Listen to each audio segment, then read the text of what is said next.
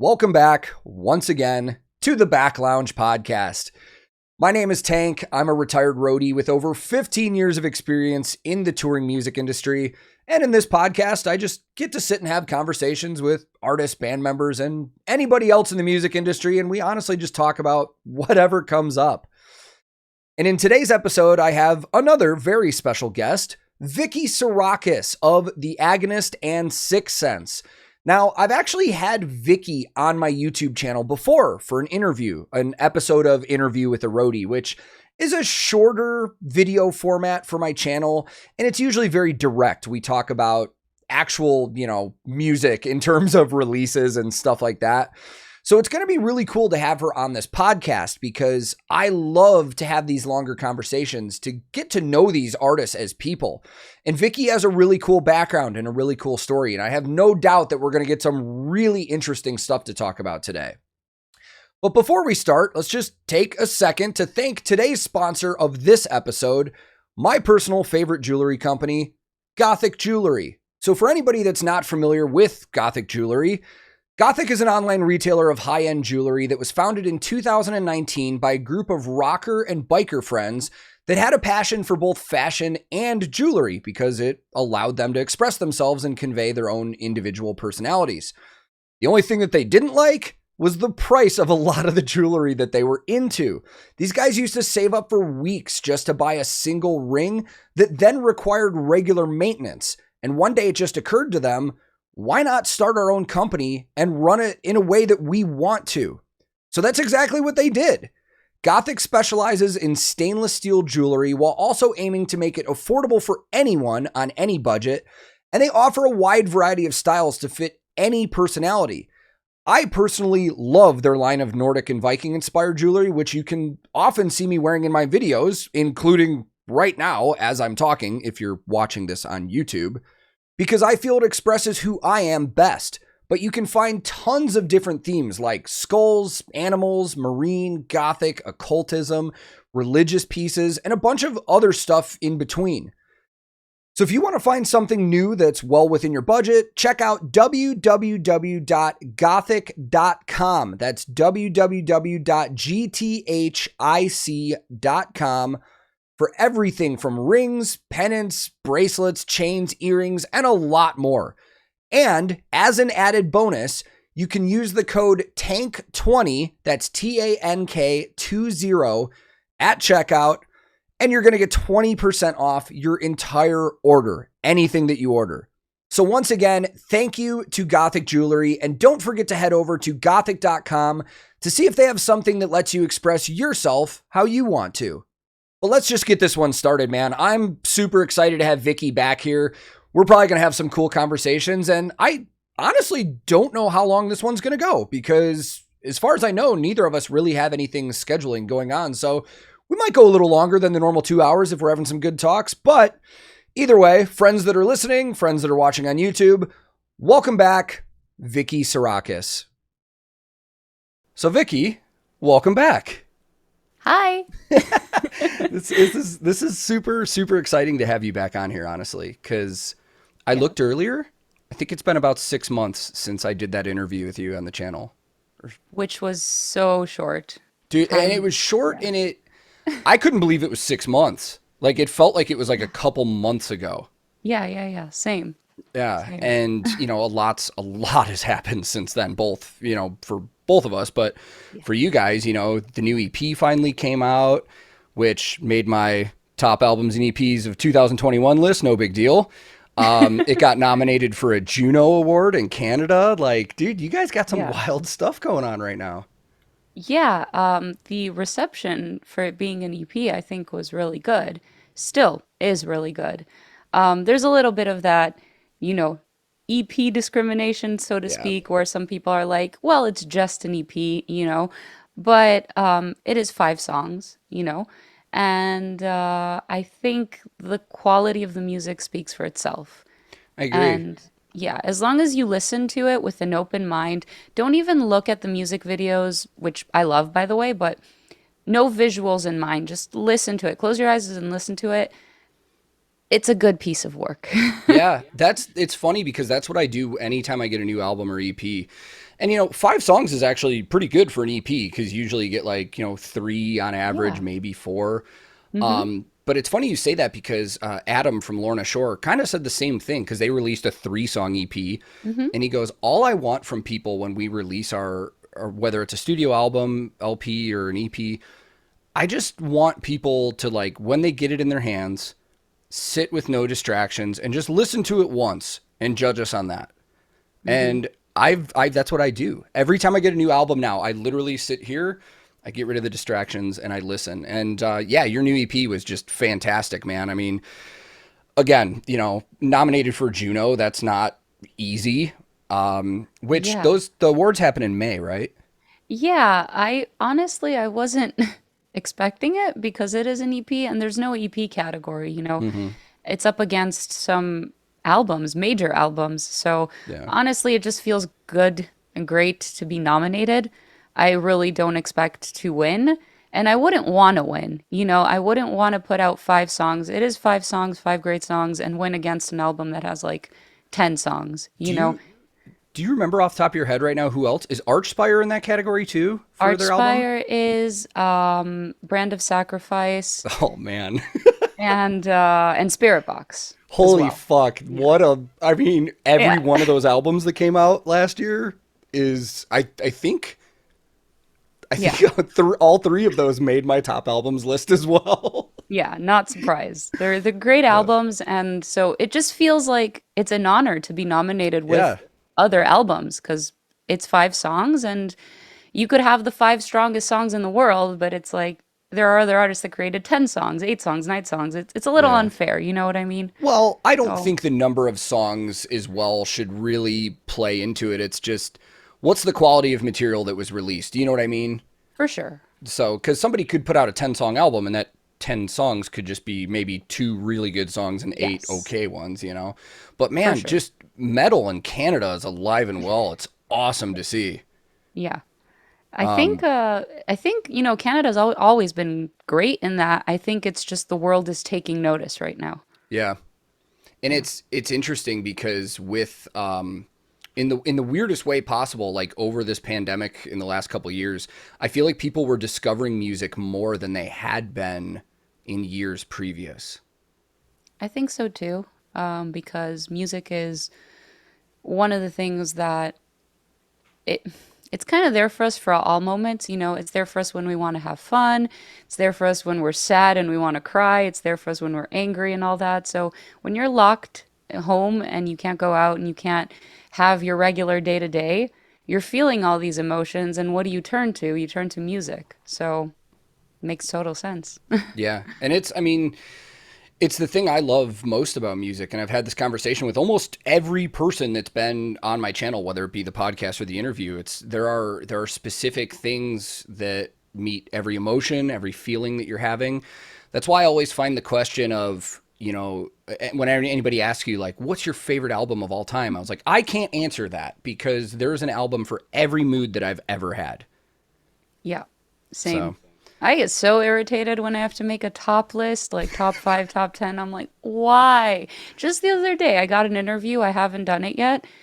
It's for my other band, Sicksense. And it's just basically, I have to choose one song, not even an album, one song that inspired what I do in that band. One song? Like, yeah. what? Yeah, I mean, I'm trying to put myself back into when I was in a band as well, and I don't know if I could answer that. Like they're telling you to pick one of your songs, correct? No, no, no. One song Oh, that inspired me oh, from, like any other song. yes. Oh, I mean, that's come on, that's way too hard. Yeah. Do I'll you even? figure it out. I was gonna say, do you even feel like you have an answer yet? I don't, but I think it'll come to me. I'm Yeah, just happy the deadline's not tomorrow. yeah. I mean, like when I had Karan from Bloodywood on here, he asked me, he's like, if you were on a desert island, what's the one album you could bring? Mm, And in the moment, on the spot, like my gut initial reaction was kind of funny because I was like, uh, Colony by In Flames or Hate Crew Death Roll by Children of Bodom. And that was yeah. interesting because that's like gut reaction without thinking about it. I Yes. was like, oh, maybe that's the honest answer. It is often, it's not necessarily our favorite album of all time. It's just that sentimental attachment that we have because of the period where, like what we were going through when we listened to it. And for a lot of people, it's the younger years, right? It's when you Hmm. first discovered metal or that first band or something that was like, whoa, what is this? You know? So, I think there's an age range. If I had to put it into 10 years, I'd say like 13 to 23.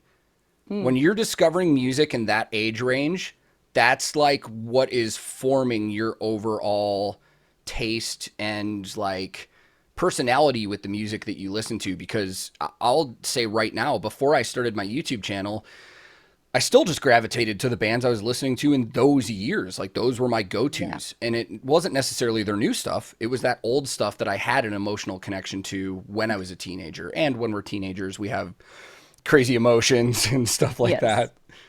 So, you brought up Sicksense. I want to talk about that because Sure. I feel like a lot of people that know you and know the Agonist are very, well, they know you from the Agonist. Mm-hmm. But Sicksense is a really cool project, man, and I want more people to know about this. Oh, thank you. So before we jumped on here to do this podcast, I did a reaction to your new video that I will edit and throw on YouTube and stuff. No way. I Oh. it is first of all, it seems really fun. It seems like you guys are just having a blast. But I love the style, man. Like there are some moments to me where it does have that new metal flavor to it, but I can hear other bands, especially with some of the rapping parts and stuff like that. Like I was gonna ask who in the band likes Stuck Mojo because I hear that. What? I'm laughing because Robbie, my husband, Yeah. the rapper in Sixth Sense, he's the new frontman for Stuck Mojo. What? Since when? Well, he did the last album with them. Here Come the Infidels.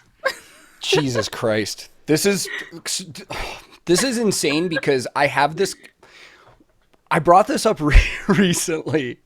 Whenever I come across something on YouTube that I didn't know the answer to or something like this, like I'll get a comment in a video and it's like somebody's like, "How did you not know this?" And I'm like, "Dude, since I've started my Yeah. YouTube channel, I've listened to like 200 different bands on this channel. I can't remember everything about Hmm. everybody." Dude, I actually feel like an asshole now because I didn't know that. No, this is awesome because it's like you're like you're willing to admit that you didn't know it too. Yeah, You know, like I do this all the time because sometimes they ask you in interviews about specific artists, and I feel like a lot of people are too shy to just be like, I don't know who that is. I'm sorry. yeah, You yeah. know, like we're always learning, and sometimes we don't know, and that's fine. So don't Yeah. feel bad. I love the learning moments with music. Yeah. I mean, Yeah. especially with the way I do reactions and stuff. Like, if I don't know the answer to something, I find it so cool when like the artist will actually leave a comment on the video or message me on Mhm. Instagram and be like, "Hey, this is the exact guitar I was using that you just couldn't figure out." And I'm like, Yeah. I feel no shame in that. I'm like, awesome. Now I have the answer. You know? Yeah.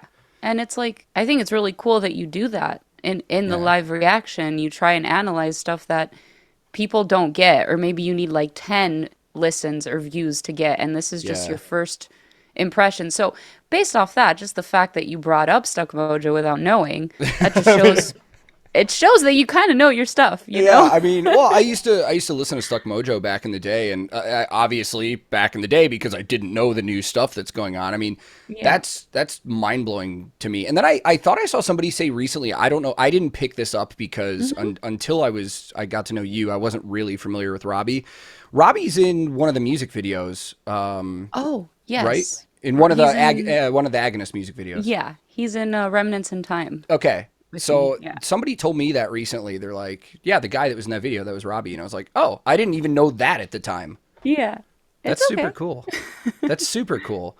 Yeah. So going on to Sicksense, I Mhm. actually wanted to talk about this with you a lot because I'm very intrigued by the project itself. How did this, well, I'm not even going to give my thoughts on it, the opinion, but I'm just going to ask you, how did this project come together? Yeah, so basically it started with Bran, the guitar player, and Cody, the drummer.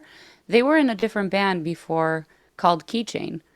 And basically, they parted ways with their singer and they were looking for a new vocalist. They're also from Montreal. Okay. So they, a friend of Robbie's kind of told him about this. So he auditioned.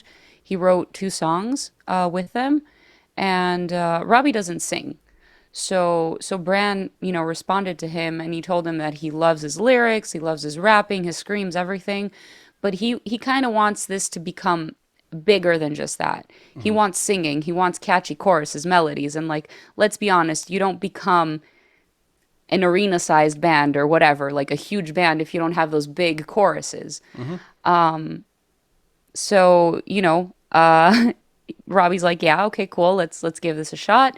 And I helped him out with some demos, adding like some melodic vocals on there. And then they were just sitting down and they're like, well, why don't we just ask Vicky to be a part of this?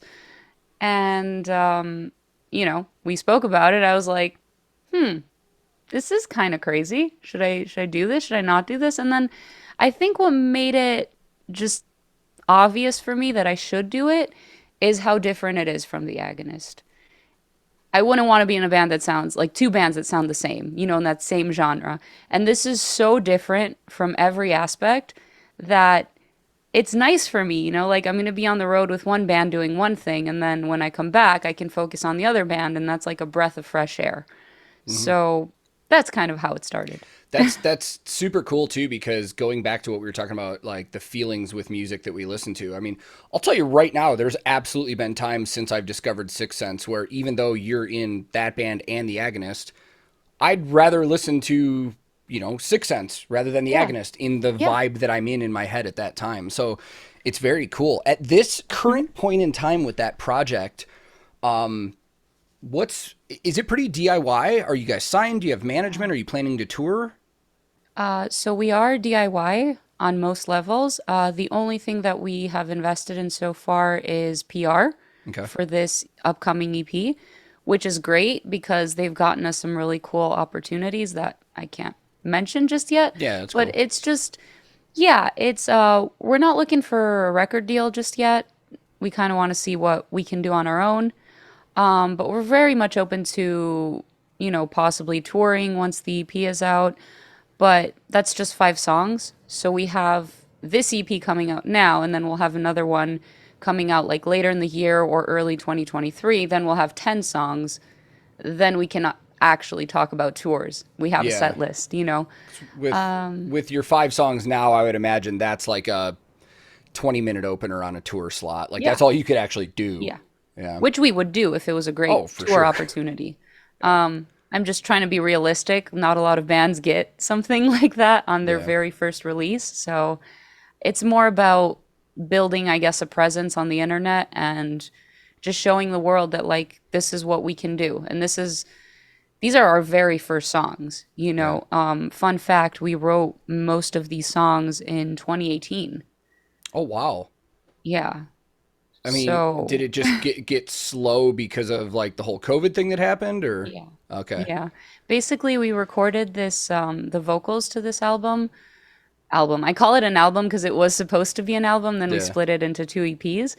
But we did that right after the last tour I did with the Agonist in Europe with Ginger. We came back from that tour and I entered the studio to record the Sicksense stuff. And then our mindset was like, okay, we're going to take 2020 to film music videos. Nope. So then we came back home to Chicago. We didn't have music videos. We're like, we're not going to launch a brand new band with no music videos, no plan, no nothing. So it just took a back seat. The music video thing's interesting. There's a couple interesting things you brought up that I want to talk about. First, I'll state, like you guys said, you're not really looking for a record deal right now. I think that's important for a lot of young bands to realize is, that was the mistake my band made is when we were in a band and we were touring, we were dead set on, we have to land a record deal. Now, this was 2007. Times were a little different. We didn't have the media outlet that we have now, but it's very interesting you say that because Bloodywood is in that same situation right now. They just released, in my opinion, one of the best debut albums I've ever heard. And they have a stack of record label offers, a stack of management offers. And I talk to Karan pretty regularly, and he's like, I don't know if we want to do any of these because we've already got to where we're at right now Yeah. by ourselves. He goes, do you honestly think we need this? And I was like, I really don't. I don't know if you need to sign a record deal right now or anything like that. That's so cool. I love that band, by the way. Yeah. I They're first so discovered good. them like 2 years ago when one of my patrons actually brought them up, and I was like, this is so cool. So to hear that they have that mindset, which is quite similar to ours, is just really cool. Yeah. And continuing the Bloodywood as an example, the music video thing you just brought up. Like, he told me also on the podcast episode, he goes, there's something about music videos that nowadays people just love. And he's like, for example, when we released Machi Basad, one of our biggest songs to date, we originally released it audio only. Like, we put it on a website. We said, here's where you can stream it and listen to it. And he said it did okay. Then we Yeah. released the music video, and the music video literally like blew up into the millions of views when people still had not touched their audio version that they had uploaded. People want to see visuals nowadays. Like, they want the visual entertainment as well as listening to the Yeah. song, you know? Yeah, and that makes total sense. It's just very interesting when it comes to music videos. You don't quite know what the recipe for success is. Like, I've seen huge budget music videos that you think are going to go into like the 50 million, 100 million views, and they don't. And then sometimes it's just a simple playthrough, performance of the band rocking out, and that goes Yeah. way up. Yep. So I think there's no, unless you're dabbling with like paid promotions and ads and stuff like that, that's a different story. But there's no, you never quite know what you're going to release that's going to appeal to people, that's going to make them be like, yo, have you checked this out? Yeah. Do you be honest here? Don't keep in mind that I'm doing reactions or anything like that. Yeah. Do you think that the explosion of YouTube reactions right now has put, is that thought in bands' heads? Are they thinking when they're making a video, we need people to like react to this now? I think so. A lot of people that I've met are in that headspace, so that can't be a coincidence. Yeah. I just know that it's a tough world to kind of get into unless you have connections. Like, I know a lot of reactors have their methods, right? They either have polls for their audience to choose what song to react to, or they have like paid gigs. It's a whole, like, you guys have become basically the news in a sense. Yeah. Yeah. It's interesting. When I started this channel, I think people mistakenly think because I worked in the music industry for a long time, I had all these connections before I started this, and I didn't at all. Like, the 5 years before I started doing YouTube, I was working in country, like, and country has so many songwriters and all that stuff that every one of their music videos has like 8 freaking publishers on it. So you're not doing reactions to that. When I started this channel, I think I did it the same way that everybody else was doing. And rather than having an actual formula, I was going after the big dogs. It was like, all right, what other reactions are getting views? And that's what I was doing. It wasn't until I started reaching out to record labels and introducing myself and basically asking for permission. I was like, I want to know that you guys are cool with me doing this, for one. And the second I switched my format to new music only, like, I started having way more fun, because with a lot of reactors, you see the same videos and the same, like, how many times can we see somebody react to Enter Sandman for the first time, or, Bohemian Rhapsody for the first time? And it's just like, nothing against those people that do it. I mean, I'm sure there are people out there. I know Elizabeth from the Charismatic Voice had a very interesting and sheltered music upbringing. So there are some of these big bands she's literally never listened to. But for me, being a metalhead, there's no way, even if I wanted to lie, I could convince people like, hey, this is my first time hearing Sad But True. No one would buy that. Yeah. So, sticking to the new music, not only does it give me new stuff to check out, but it eliminates any question at all. It's like, this music video has been out for a week. It's obviously going to be, a lot of our first times hearing it. Yeah. for sure. I think as long as you do have that formula, first of all, I think it's exciting for you as well because you get to discover new music. Whereas, like you mentioned before, you were kind of trapped into Hmm. listening, to your old, Yeah. familiar, beloved music, which I am also guilty of. Um, so it's like it's great for you in that sense. You get to have fun with it, and you get to be you as well. Like when I'm Yeah. watching your reactions or just now talking to you, like I can tell you're being you. You're not putting on this show Thank you. or stepping into, I don't know, some other Character. presence. Yeah. It seems like a lot of videos that I see online are definitely character. What's Yeah. funny though is that there is kind of an on off switch. Like, I'll admit that for sure. It's probably almost the same for you performing. There's something in the back of my head where I know, like, I'm recording this, people are going to see it. Mhm. Even though I want to be natural, I still need to Yeah. be entertaining. Yes. And a good like example of that was recently, my stepmother was retiring from her job after years and years and years of working, and their company reached out to me, and I know a lot of people at her company, and they were like, hey, we want to do this thing for her last day of work where family members, friends, all that, record like a 30-second video just congratulating her on her retirement and stuff like that. So I was like, yeah, I'll do it. And I came back right here where I am right now because I knew most people were just going to do like cell phone videos, but I was like, yeah, I've got the setup, whatever, why not? And I started recording, and my wife just opens the door and she's like, you're on right now. And I was like, what do you mean? She goes, you sound like you're recording a reaction. You don't sound like you're talking to your stepmom. And I'm like, okay. Like, so there is Yeah. almost a sense of like, it's become natural at this point. Yes. And Yeah. most I people that watch my yeah. stuff already know that I'm a super talkative person anyways. That's probably the biggest complaint I get. But it's there is a little more comfort in the like charisma levels and stuff after Mhm. doing these videos for so long. Yeah, you get used to it for sure. I'd like to see it as like you're still being you, just a different version of Hmm. you. Because I struggled with this a little bit when I first started playing like gigs to bigger audiences. I would look at like my role models or bands that I aspired to be like and kind of see how they interact with the crowd and had this very misconstrued opinion that I need to be like that, you know. Hmm. And there's this very this has shifted a lot recently, but there was this idea that metal bands need to be serious and tough all the time.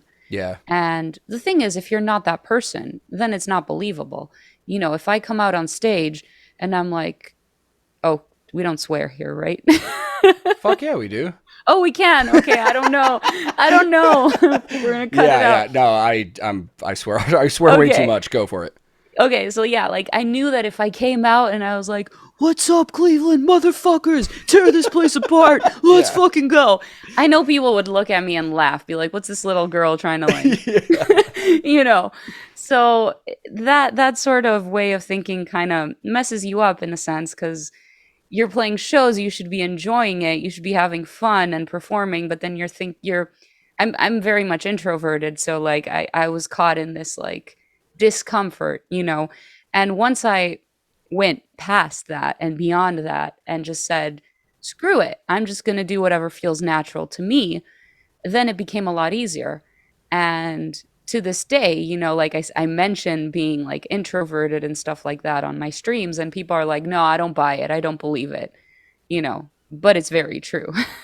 Yeah, I can relate to that because I don't think people would guess that about me either, but like my wife always jokes that I am like a very extroverted introvert. She's like, Yes. you're really good in social situations and talking to people and stuff if you have to be there. Cause like when we're home, Hmm. like I don't like going anywhere. Like I don't like Yes. I'm very in my comfort zone is Yeah. the good way to put it. And I actually like that metal is starting to gravitate towards this not serious place right now because we're getting Hmm. so many more bands that are just like whether they're goofy or just fun or whatever. Like, I I went and saw Lorna Shore soundcheck in Nashville over the summer, and it's like Hmm. you listen to their music and you're just like, it's one of, Right. the heavier Yeah. things out. And then you talk to those guys and they're just goofballs. Like, Yes. it's awesome.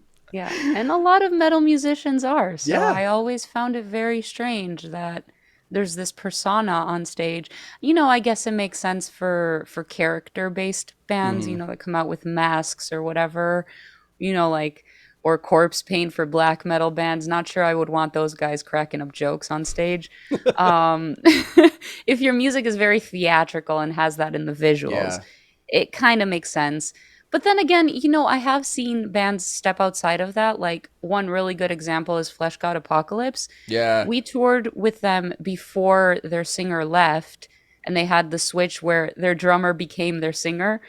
And then I saw them afterwards, and he's much more of a goofball, like lighthearted person. He was actually making jokes on stage, so you were like this band dressed up with like classical garments and this and that, so serious in the music, and he's making jokes. Yeah. This is cool. Yeah, and it's funny too because you also have bands like Archspire, for example. Like if you ever Mm, watch like Dean streams or any of those guys are the goofiest bunch of guys. They're so funny to watch, and but it goes to that stereotype. Like if you listen to that music, you'd think, the non-metal listener would be like, "Oh, these guys are just a bunch of pissed off tough guys." You know. yeah. And I think, speaking to how the metal scene was when I was younger, so this was, early 2000s when I was in high school and stuff.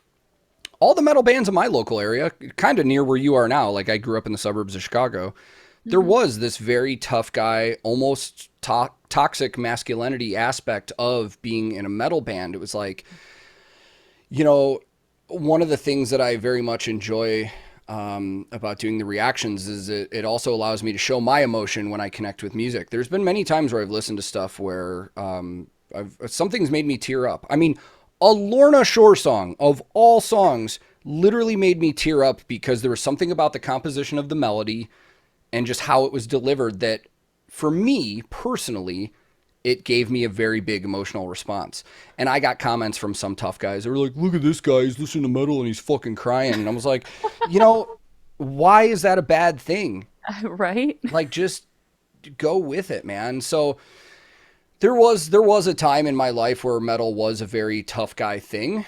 Hmm. But I'm glad we're kind of getting away from that. And you see it with a lot of bands right now too, like Electric Callboy, great example of that. I mean, look at the last 4 videos they've put out. It's the goofiest shit you've ever seen. And Yes. I love it. and yeah, so speaking of that, I think I may have mentioned this to you in your stream, but they, Did. they have officially asked me to come on the road, and we are going to be at the Forge in Joliet.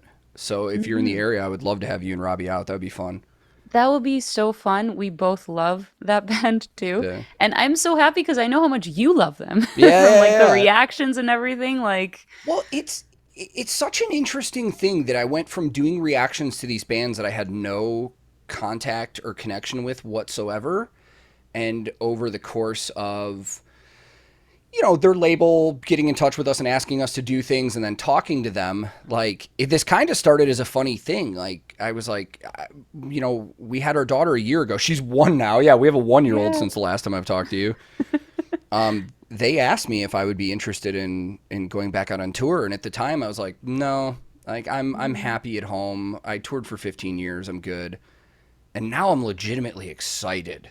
Like I'm so fired up to go back on the road, and I think that's because I don't need to go do it to like survive anymore. Yes. I can pick and choose. Like I was able to really just say Hmm. yes because I wanted to do it for the experience and the good time rather than having to make money. Yeah. I So, can relate to that. I think a yeah. lot of people, I think the pandemic was a good eye opener for a lot of people where it's like, do I really want to keep doing this or not? So a lot of people either realize that they don't miss it anymore and they'd rather be at home. And a lot of other people are like, yeah, I'm tired of being at home. I want to go back on the road. And I think once you remove the financial component from it, which is tough to do, of course, for a lot of people, but once you remove it, you can see if you actually do enjoy doing this or if you'd rather stay home. Yeah. And it's, the financial thing too is I've always been honest with this. Like, Claire and I are not exceeding luxury by any means with revenue from YouTube. Like, Yeah. we're making enough that our bills are paid, and that's all I can ask Yeah. for. Yeah. But going back to the road thing, I thought when the pandemic started, I honestly was like, I'm gonna be home for like a month, and it'll be cool, and That's then what you I'm thought, huh? and then I'm gonna want to go back out on the road, and it Yeah. didn't happen. Yeah. Like, it's like, this is wild. Somebody asked me this recently, and I want to get your take on it. Mm-hmm. With the pandemic happening and bands and crew members having to find other means of, survival, jobs, financial stuff, I've seen a lot of crew guys that are for sure not going back out on the road. Have you seen any actual musicians or artists that have like gotten a different full-time job that are not going back out either? I mean, I can't say specifically like Yeah. what their job choice is, but like for example, I think one of the big announcements in the metal world was Marco from Nightwish. Yeah. And in his statement, when he said, like, the reasons he was leaving was that he wasn't, like, in love with touring anymore, I believe. Yeah. He said he didn't want to be away from home and all that. So I don't know exactly what. I'm assuming, he had a good paycheck. Nightwish is Oh yeah. hugely successful. So I don't think it was money that was the reason.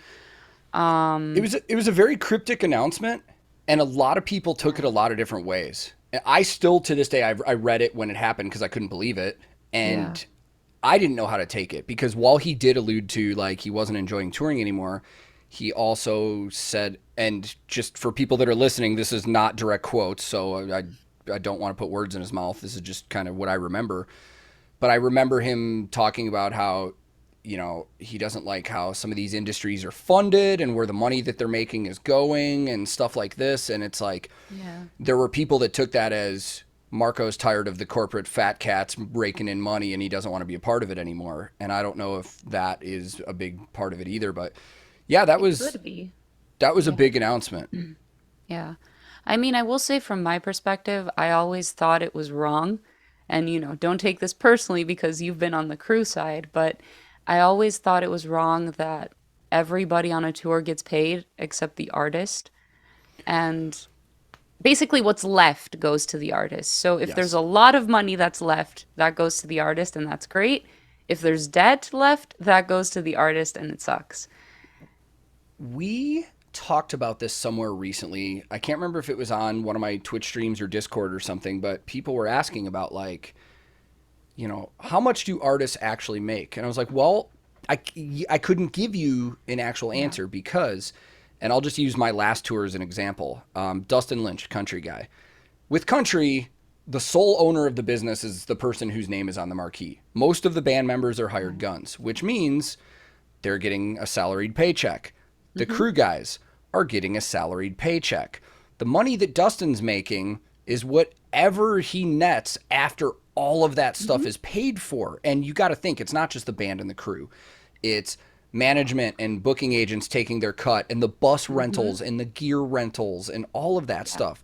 So I know for sure, and I don't know about Dustin, but I have worked for bands where I know I made more as a Mm-hmm. tech in one tour than the band actually took home. Mm-hmm.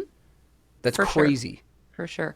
I think unless we're talking about the bands that are like sold out Metro Chicago, Yeah. like 1,000 capacity plus headline band, I think there it's safe to say that the headline act is making more than the crew. Hmm. But anything else that's like a band that maybe headlines like a 300, 400, 500 cap venue on a tour, it might be safe to say that the crew is still making more than the band. Yeah. And I think it's a bit unfair. It's a high risk, high reward, right? Hmm. As a career choice. But I think, of course, your personal decisions as a band and how you're going to tour influence that. So, like, for example, are you willing to tough it out and just, do a van tour across the US and feel stinky and sore the entire tour? Or do you want to rent a tour bus that costs $1,000 a day to rent and you need a driver that also needs to get paid? That's a big expense. And And I've totally seen some bands, like opening bands, making unwise decisions in their Hmm. expenses where I'm like, man, this band is awesome, but they're going to go home with so much debt and it hurts my heart, you know? I have to stay in my lane sometimes with situations like that because I've been on tour like as a crew guy for a headlining band, and I see an opener that's coming out on their first tour, and they hired techs for everybody, and they're in a Oof. bus and stuff like that, and like I really just want to pull them aside and be like, guys, What are you you're doing? making a horrible decision. And Yes. it's so funny that just reminded me of this crazy story. I don't know if I want to mention the band. I won't. Okay. I won't just in case. I'll tell you when we're done. But this band asked me to come drum tech for them, and their drummer personally asked me. And when he gave me the salary for the gig, it was day rate. It Hmm. was I laughed literally. It was insulting. And I Oh, was like, "Really?" And he's like, "Well, here's the thing, dude. Like, we got a lot to pay for, and we tour in a bus." And I was like, "Yeah, but like, you could save so much money if you guys just got a bandwagon or just did a 15 passenger for a run." And he goes, "No, man, we tour in a bus. Otherwise, we don't tour." I was like, "Cool. Like, well, I will not be doing this tour with you. Thank you very much for the offer." wow.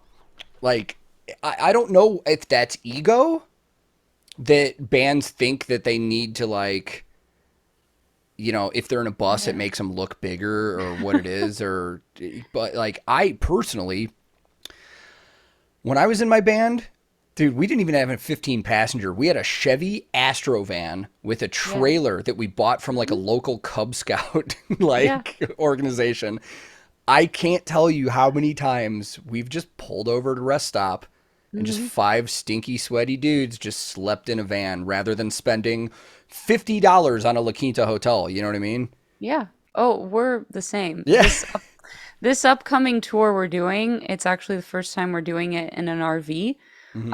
And so we're getting the RV actually from my dad, so that's like a huge Yes. help. Thank you, Dad. But it's a very small RV, so Yeah. it's still going to be tight. It's just like it's one step up from the van. Hmm. Every other tour I've done in North America with the Agonist has been in a van with a trailer. And there have been times, many times, that I slept in a van, you know. Hmm. Me, I'm a girl. I'm not even like a princess about this because, at the end of the day, it's like, do I want to go home in debt or do I want to go home with some money in my pocket? You know? Exactly. And that's the trade off that I don't think a lot of people get is like, yeah, you tough it out on the road and, Yeah. live a little uncomfortably. And sometimes it's very uncomfortable, but you're going to come home with a lot more. This, Yeah. I didn't see this. I've only heard about this. Maybe you saw it, but I heard that there was a crazy Twitter thread recently where somebody was talking about bands that have to sleep in vans or something like that. Do you know what I'm talking about or no? No, not specifically. Do you remember more details on this? A little bit.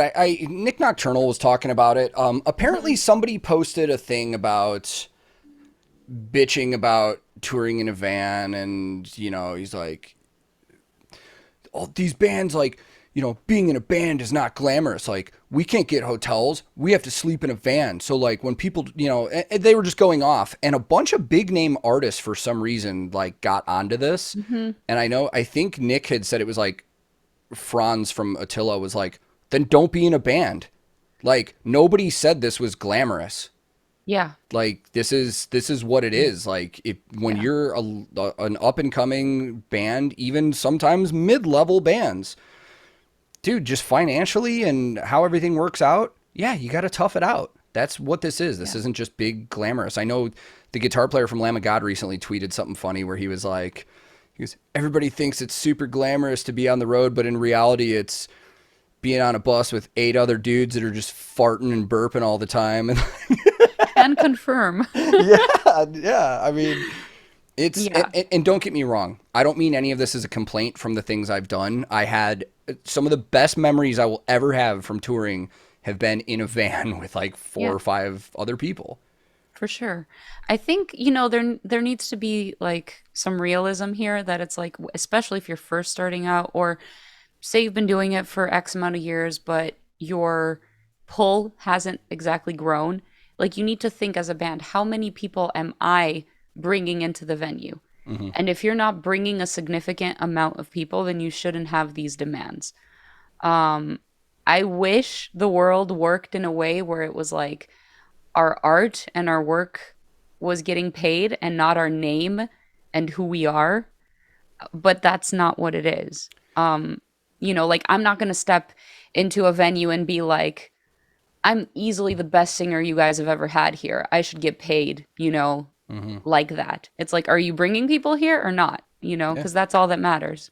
Yeah. At the end of the day, that is like, I did a Yeah. tour once with a band that in the 90s were like arena headlining level huge. And Hmm. when I toured with them in like the 2010s, we were doing 400 cap clubs and only about 70 people showed up every night. Oof. And I wonder if there is that mentality of like, this is how big we used to be. This is how people should treat us now. Hmm. Unfortunately, that's not how it works. Like, it's what are you pulling right now? Yeah. Like, Yeah. how much money are you making this venue that you're doing a show at right now? You know? Yeah.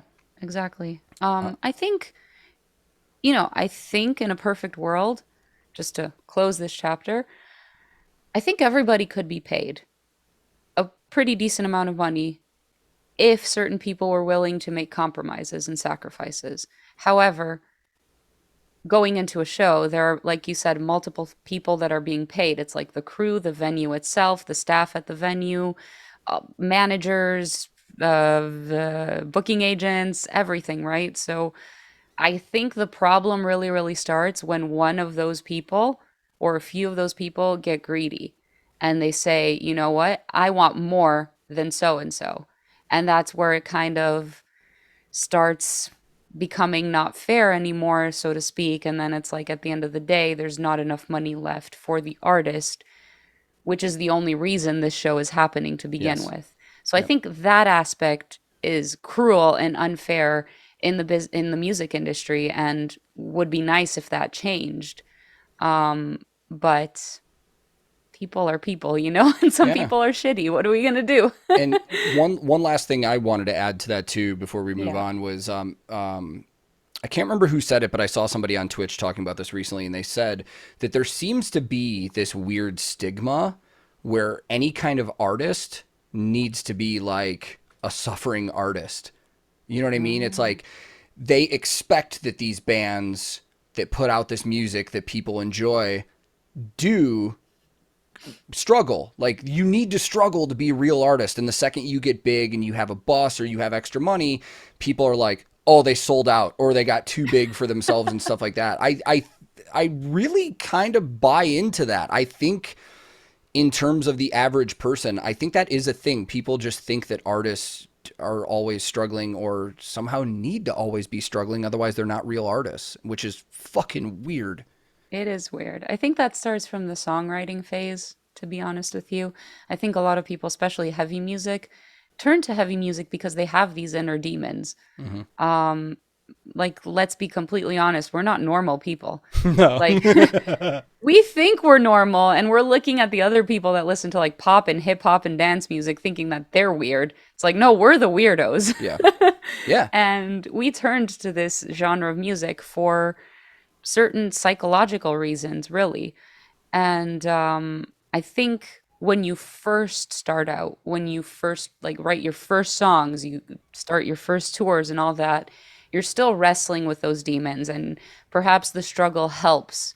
It helps you get those words on paper or put those notes down in a song. But I think, after 10, 15 years of doing this, I think you should be mature enough to realize that you have all the experience in the world and you're so seasoned that you don't need that anymore. Like, I don't need to down a bottle of whiskey to write a song. Hmm. I can just tap into those emotions, remember those feelings, and bring those demons out. I don't need to actually physically harm myself. Yeah. And it's crazy you bring that up because just specifically bringing up whiskey. I've seen a lot of people, especially in the metal community lately, like all that are sober now. That it's Yeah. like that was in the early days. It was like that was the thing. And I'll tell you, even when I tell people in the metal community that I'm sober, they're like, "What?"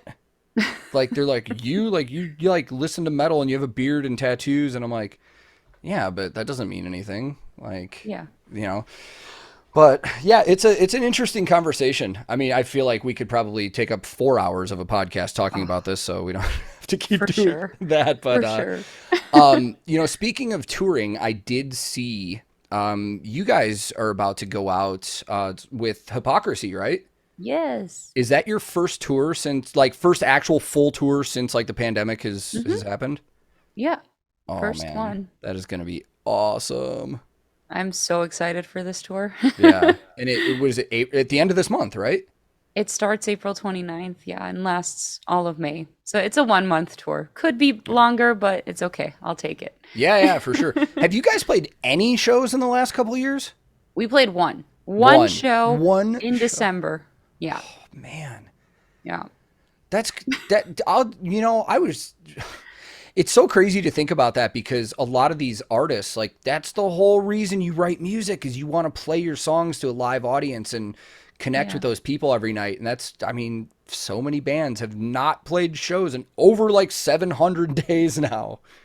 It's crazy. And actually, we were really lucky to even get to play that show because it was the last show in Montreal before they brought restrictions in again. Hmm. Like literally, Unleash the Archers were playing the next day, It and got that got canceled. canceled. Yep. Yeah. I remember that. Oh, I that's, was, and what's funny is, so before I left Chicago to drive up there, I was like, "Hey guys, are we sure this show is happening?" And they're like, "Yeah, why wouldn't it happen? Everything's open here." And I'm like, "Haven't you seen this whole like Omicron craziness that's going on? Because you know the States is a little more accelerated, and yeah. then things go to Canada." And they're like, nah, nah, everything's good here. So I'm like, all right, across the border, get there, 2 days before the show. We don't know if the show's gonna happen after Oh all. my God. Uh, It's so funny, like things are accelerated here, but like you live here, so you know, I mean, yeah. nobody gives a shit anymore. It's Oh, like we're to the point where I feel like as a country as a whole, it's like we're just at the point where everybody hit that almost breaking point where they're like, we don't care. We'll just risk yeah, it. Like we'd rather keep living than have to risk any yeah. of this anymore, which to be honest, I can only speak for myself and my family. Like we did fine the last couple. I had personally, again, as an introvert, I Yeah. had no problem sitting in my house for a couple of years. Yeah.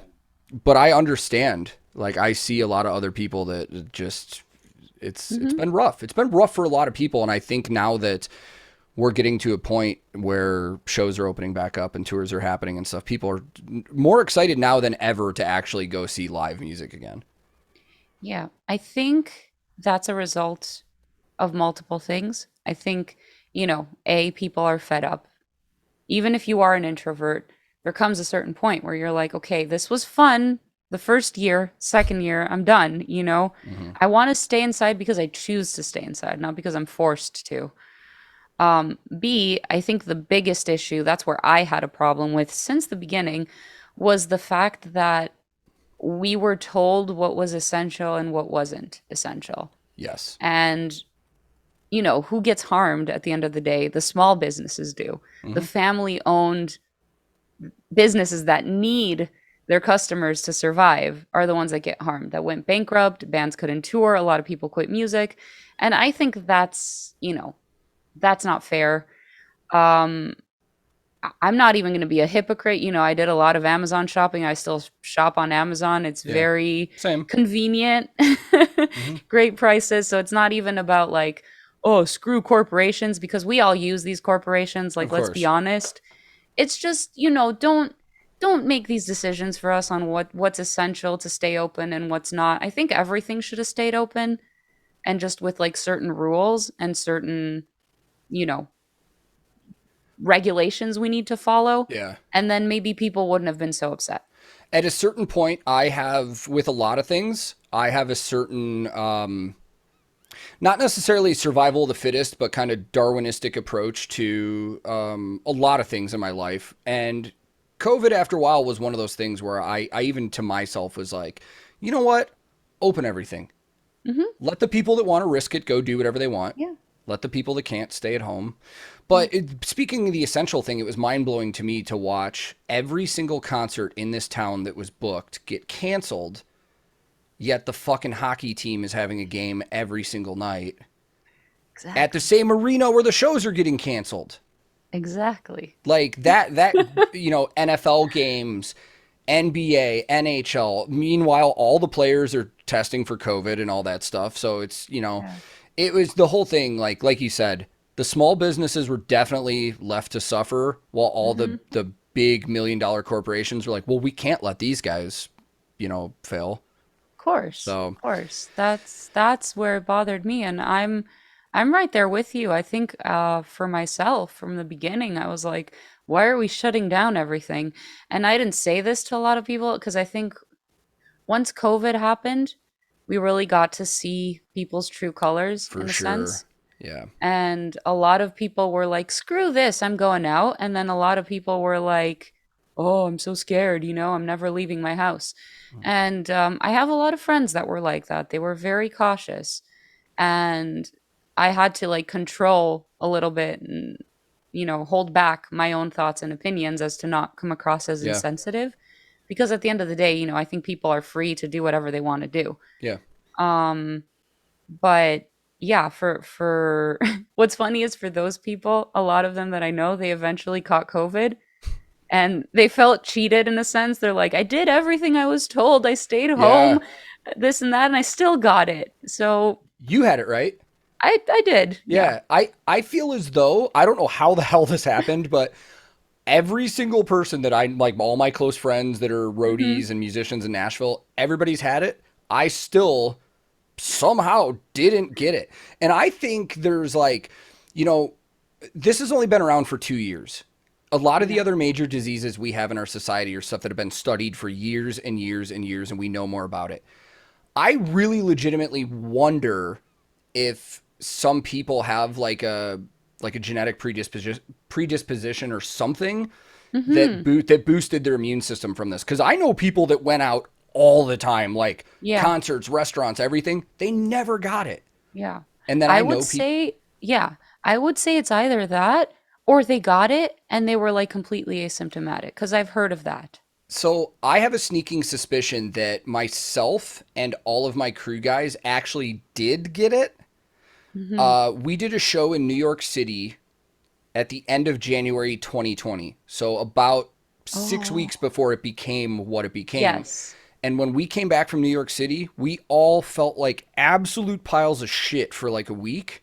Hmm. But at the time, we all just chalked it up to, maybe we caught a cold or got it's flu season, whatever. Yeah. And we didn't really think about it until later because it was over a month later that COVID became a thing. And then a couple months down the line, I was talking to one of our techs and I was like, do you think that maybe when we were in New York, we actually got it before it was super severe and we didn't know it? And he's like, that's actually a really good point. We may have. So Yeah. officially on paper, I haven't got it, but there Hmm. is a chance, like you said, I Yeah. may have. And I didn't exhibit the symptoms that everybody said were available at the time, Yeah.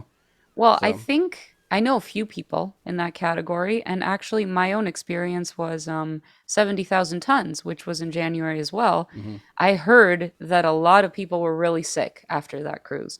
I felt like crap for like 2 days, but that may have been a result of like drinking and not sleeping enough. Yeah. But I know people that were sick for like a week or 2 weeks after that. Yeah. So that's one example. And also, the thing with COVID is like the symptoms have been so different for everyone. Yeah. Like when I officially got it, all I had was a fever and this headache that would not go away. Like my head felt like it was going to blow up. That's a common one I've heard from a lot of Is people. it? And it's crazy from what you've said. My mom, sister, and stepdad all got COVID at the same time, living in the same house. My Yeah. mom had super minor cold symptoms. My sister was asymptomatic. My stepdad wound up in the hospital. So the Wow. fact that it affected everybody so differently, Hmm. and the one thing that bums me out the most about this whole situation is the animosity that formed between a lot of people. I saw friends, like people lose friendships over arguing about this shit and like Yeah. the Yeah. things that I had a moment at the store. This was within the last couple months, actually. Mm-hmm. Claire and I have still taken this very seriously. We're not worried about ourselves at all. Like, Yeah, it's I'm fucking worried about baby. the 1-year-old Of that, course. she can't talk yet. So if she feels bad, she can't tell us what feels bad. That's the worry that was in my head. Yeah. So when I went to the store, I put on a mask and I was walking down an aisle and this guy walks by me and he's just staring at me. And he like mumbles something and I didn't even acknowledge it. I kept walking and he goes, "That just must be part of your outfit or something, huh?" And I was like, "What?" And he's like, they told us we don't have to wear those face diapers anymore." And I was just like, dude, worry about yourself, old timer. That's all I said to the guy. Yeah. He went ballistic on me in the middle of a grocery store, started screaming at me and said, like, I can't remember the exact wording, but this is very close. He said, "You're lucky I don't make the decisions on this stuff because I'd line people like you up and just shoot them." And I'm like, that is the epitome of what this has done to our society. It's like everybody's so aggressive about everything. And it's like, man, like we talked about at the beginning of this conversation, it's like, let people live their lives. Don't worry about anybody else. Do what Claire and I approach this from a sense of we did exactly what we felt necessary to protect us and didn't give a shit about what anybody else was doing. And yeah, no, I'm right there with you. I think this is just one example where division was really strong with people. But I think, it's an ongoing thing. History repeats. There's many instances where people have been placed on the opposite spectrum when this shouldn't really be happening. Like COVID became very political Yeah. and it shouldn't have. Yeah. At the end of the day, it's like, we should be free to do what we want to do as individuals, not tell other people what to do. Yeah. And I've seen this animosity happen, like from how you described it. I've seen it happen in videos like on the opposite side where there's someone with a mask and they're yelling at someone with another mask, like, "Put it on, you're killing me, you're killing me." And I'm like, yeah, dude, calm the fuck down, and that's a very fair point. Like, I don't want to make this seem like any one side of this argument has been worse than the other, because at the end of the day, there's been shitty people all over the place with opinions on this and stuff like that. And, that's the thing that drove me nuts was everybody. It was like when this started, it was everybody felt like it was like forced that we had to pick a side. And it was just crazy, man. And, it's all dying down at this point, at least where we're at right now. Who knows, something new could happen, but at least where we're at right now, I'm excited that live music's coming back, all this stuff. And, I actually went and saw my first show in almost 2 years, 3 years. First show that I actually paid to go see, because obviously I had to watch a show every night when I was working. I went and saw Ginger in Nashville. Oh, nice. I think it was like November, October or something. And there was just such a cool sense of like, some people were wearing masks, some people weren't, but there was no bullshit. It was everybody in that room. There was just such a good vibe of like, who gives a shit what anybody else decided to do to come here? We are all here watching music and having a good time right now. And it was so cool to see, man. It was awesome. To add to that, I think the internet gives us a more toxic perception of reality than what actually exists. Yeah. And all these keyboard, social justice warriors or whatever that are on the internet, they're not the actual people that go to shows and have fun. Yeah, yeah. And on top of that, on the internet, it's like, who knows what's even real? Like, yeah, I bet you 90% of the stories that you see about crazy stuff over the last couple of years, like, either didn't happen or were highly exaggerated. It's like, I saw people, on their Instagram stories say, "Oh, I went out and this happened and blah, blah, blah." And in my head, I'm like, there's no fucking way that happened. There's no way. So, yeah, there is a sense of, the Twitter, the Facebook, the Instagram, all that stuff is just, it feeds into all of that negativity, man. Because, when we were kids, I feel so funny saying when we were kids, like we're old now, like. I do the same thing. Trust me. Dude, it's fucking I'm gonna turn 35 this year, and I Oh, compared to some of the people like the younger generation that I see now, it's like I feel like an old person. Like when I was a kid, we had AOL Instant Messenger. That was it. Like yes. MySpace came out when I was like a senior in high school, Mm-hmm. and we didn't have the social media we had now. So we had, if we when we were kids, we watched the news, or our parents who usually had a very one-sided perspective on some of the stuff that came on the news and stuff like that. Yeah. We didn't see all these tweets and these Instagram stories and all this about all this crazy shit. So I really do think you're absolutely 100% right that like puts, fuel on the fire in a lot of situations. Yeah. I think social media too. I mean, this is taking the conversation a little bit in a different direction, but I'm all for it, whatever. yeah, I think social media has given people a platform that don't deserve to have a platform. For sure. Because I saw this like funny, I think it was a tweet where people were like explaining what each social media platform does, and it was saying like that TikTok, for example, is for people that are nobodies that are trying to become somebodies, Yeah. and they have become somebodies. Like I see people with like 500,000 followers. I'm like, who the fuck are you? Like, what do you do? And they do nothing in life, you know? I They heard just I heard this. So I'm not up to speed with TikTok. I have a TikTok yeah, because when I started doing social media, people were like, "Yeah, you got to stay up with the times, and TikTok's where everybody's at." And I suck at it. I usually just yeah, take clips from your like, streams. yeah, clips from streams and put it on Yeah, there, and like not a lot of people watch that. But yeah. I've heard that there is like a legitimate thing now where there's like TikTok houses where it's like 18-year-olds get big houses together and all they do is come up with content and shit. Yeah, Like, it's a thing. It's a thing. I only recently started using it where I just take clips from like my Twitch performances and I post them on there. And actually, it's been good in that sense because a few people see the clips and then they come to Twitch and they're like, "Oh, cool, you actually perform," you know? But it can be a very toxic world. I don't dabble into that. I'm like, I'm doing my thing, I'm posting my stuff on my own profile and that's it.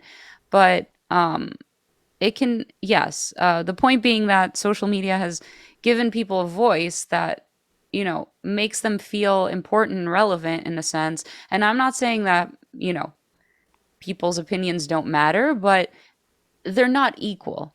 yeah. And, I'm not going to sit here and tolerate, for example, someone that's not a musician or someone that's tone deaf, can't sing for shit, and they come and they express their opinion to me about music and Hmm. pretend as if their opinion is at the same value as my opinion. It's Yeah, like, no, the world doesn't work that way. for sure. And I get that with me. And again, I would like to reiterate for anybody listening, I don't think that my opinion is necessarily better than anybody's.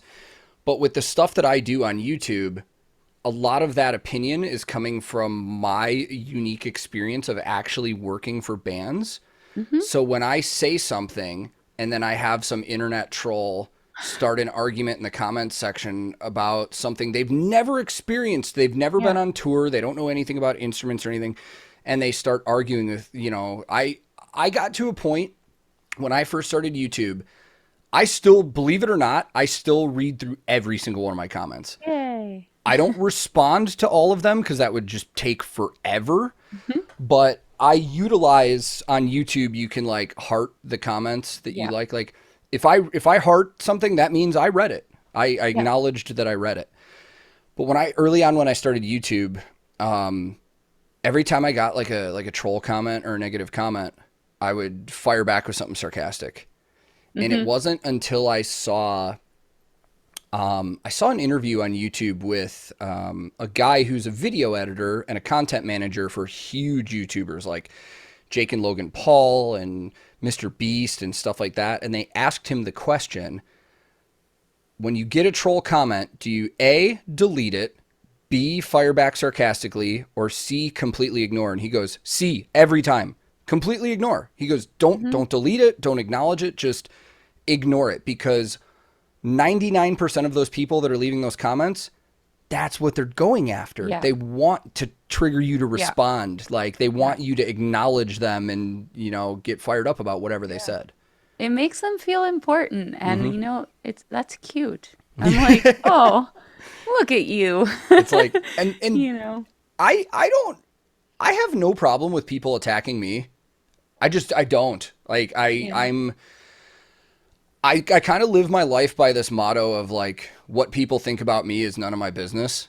So when I see a troll comment, it legitimately doesn't bother me.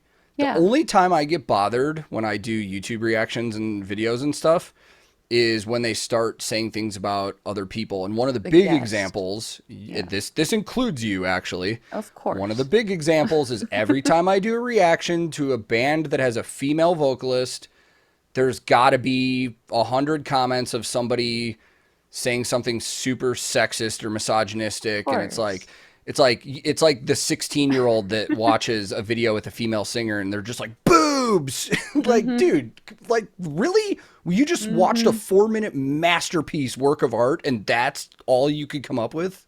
Yeah. Yeah.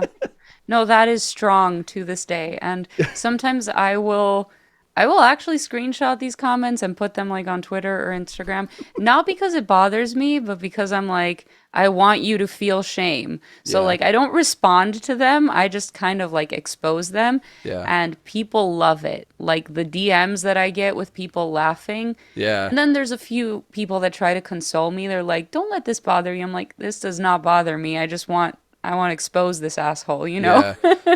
I've actually spoken to some PR agents in the music industry that have said that they have female artists that like can't even look at comments on their YouTube videos anymore Yeah. because they're so out of hand. And I'm like, Yeah. how unfortunate is that? Like, it's like nobody's, you never see comments where people are like, dude, look at the bulge in that guy's pants. Like, you don't see shit like that. No. We should I start. actually, yeah, it's so like funny you mentioned this because I tweeted this the other day. I noticed on Facebook because it was popping up on my recommendations because I don't use Facebook much, like mostly just for Messenger to keep in touch with like close friends. But there were groups popping up of, certain famous female metal artists. And they're like groups with like thousands of people, 10 posts a day type situation. And like 10 out of 10 posts are pictures of these women and comments underneath saying, "Oh my God, so beautiful, so sexy, so this, so that." Mhm. And, I made a tweet saying that this is really gross in a sense because Mhm. it's like, it would be okay if it was a variety, like here's a music video, here's a song, now here's a photo, switch up the content. But if you're just posting photos of these women, it's like, are you a true fan of their music? No. Because I don't see you mentioning their music at all, Yeah. Well, and it's very disturbing. it's what I've started noticing, and I'm getting kind of it's disturbing is the good word for it is YouTube reactors are starting to do that shit where they're not necessarily saying anything in their videos or comments or anything like that, but clickbait thumbnails. And I'll give you an Oh. example. Somebody did a reaction to an Amaranth song somewhat recently, and the thumbnail is them making the typical reactor face, Mm-hmm. and then it was a picture of fuck. Why am I blanking out? Elise, sorry, Elise. God, brain fart. It was a picture of her, and often at their shows when she's singing, she gets on one of their ego risers and like squats down and sings or something. Yeah. It was literally like a close up of a Yeah. camera angle from below her and stuff like that, and it was like 80% of the thumbnail, and I'm just like, I know exactly what you're doing here, Yeah. like and it's like that needs to be brought up in my opinion because while those reactors may not be saying anything in their videos or doing anything like that, they're absolutely taking advantage of the female artist in the band and exploiting that kind of stuff just for Yeah. clickbait. And it's like and in my opinion, I'm like you're just as bad as the person that's leaving the comment, Of course. just boobs, Yeah. So, It's I don't know if this will ever change because sex sells yep. and it will always sell. I think there's a lot of it depends case by case. There's a lot of people to blame for this, and sometimes And I don't want to sound, sometimes I say this on my streams and people are like, cancel Vicky now because she hates all other women. I do not hate all other women. I there are some women that unfortunately think that they also have to do this to promote their career and push themselves. And I think that, I'm not shaming anyone. It's a free world. You are free to do whatever you want. But if, let's say, 90% of the content you post is like sexy provocative photos or selfies or whatever, you're not trying to push your music, and then you receive these types of comments from people, don't be exactly surprised, because it's like, this is the material you're promoting. Yeah. I think you actually said that very, very intelligently. It's like, don't be surprised. Yeah. Maybe you don't deserve those kind of comments and stuff, but don't be surprised that you're getting them. And this is the big argument with Twitch that we see a lot is you see, you'll see a female musician that plays an instrument pretty well, but every time they're streaming, they're wearing like a super low cut top and their boobs are hanging over their instrument and stuff like that. So the normal person, like, we understand, like, we get it. We get what you're doing. You're attracting an audience in, and that's fine, whatever. But like you just said, don't be surprised at the type of audience that you attract in when that happens. Yeah. Because I have seen women that do this complain afterwards and be like, oh my God, I can't believe men are like sexualizing me and this and that. And I'm like, do you not see how you're dressed in this photo, what you're promoting? How are you surprised? Then again, men will be men, like it's happened to me. I'll post something that's not provocative at all and get those types of comments. Dude, I just think that the more you do it, the more you're going to bring in. As a guy, I will tell you right now, and I've said this to my wife, guys will sexualize anything. It doesn't matter what it is. Like, it just happens. And it's funny because, you're married, so you probably get it too, but there's a certain mindset difference between people that are married and people that are still single and stuff like that. And I say that because when the last 8 years of touring for me, I've been married. And I love my wife. I don't want to be with anybody else. If I did, I just wouldn't have gotten married. Yeah. So when I went on the road, I wasn't worried about meeting women or hooking up or anything like that. But I see all the single guys out on the road that's still their thing. And that's fine. They're single. They want to party. They want to have a good time. That's cool. But when those single guys start talking to me in conversation about like, dude, check out this chick and blah, blah, blah, blah, blah. And it's like, dude, I don't care. I don't want to. I don't care at all. Like, and that's what happens on the internet, on YouTube and stuff too, is like, when it was on my stream one day, we were kind of talking about this with people, and we were talking about how every time I would post a Nightwish video, there's always something about Floor, just sexualizing Floor. And one day somebody was like, dude, don't act all high and mighty like you don't think that she's a good looking woman. I was like, I never said she wasn't. I'm just saying there's more going on here than just her being a good looking woman. You know what I mean? Exactly. Yeah. And I think there's a difference between saying, here's a beautiful woman. Sometimes I'll start streaming and I had a nice makeup day, and like my regulars, my regulars are like, you're looking very pretty today, Vicky. And I'm like, oh, thank you. Like that's coming from a nice place versus, titties, boobies, and all that stuff. What's wild is what I've encountered. I shared this with my wife recently, and she kind of made me have like almost a revelation. Just me, I'm very nice in public to everybody that I encounter. Male, female, anything in between, doesn't matter. I always treat everybody nice.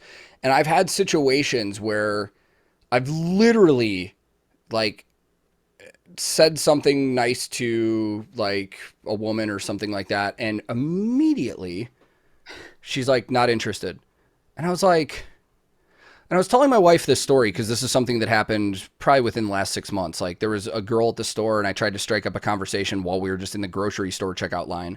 And she was just like, I'm not interested. I'm like, oh, okay. I was just talking. Cool. My wife was like, yeah, but you got to understand.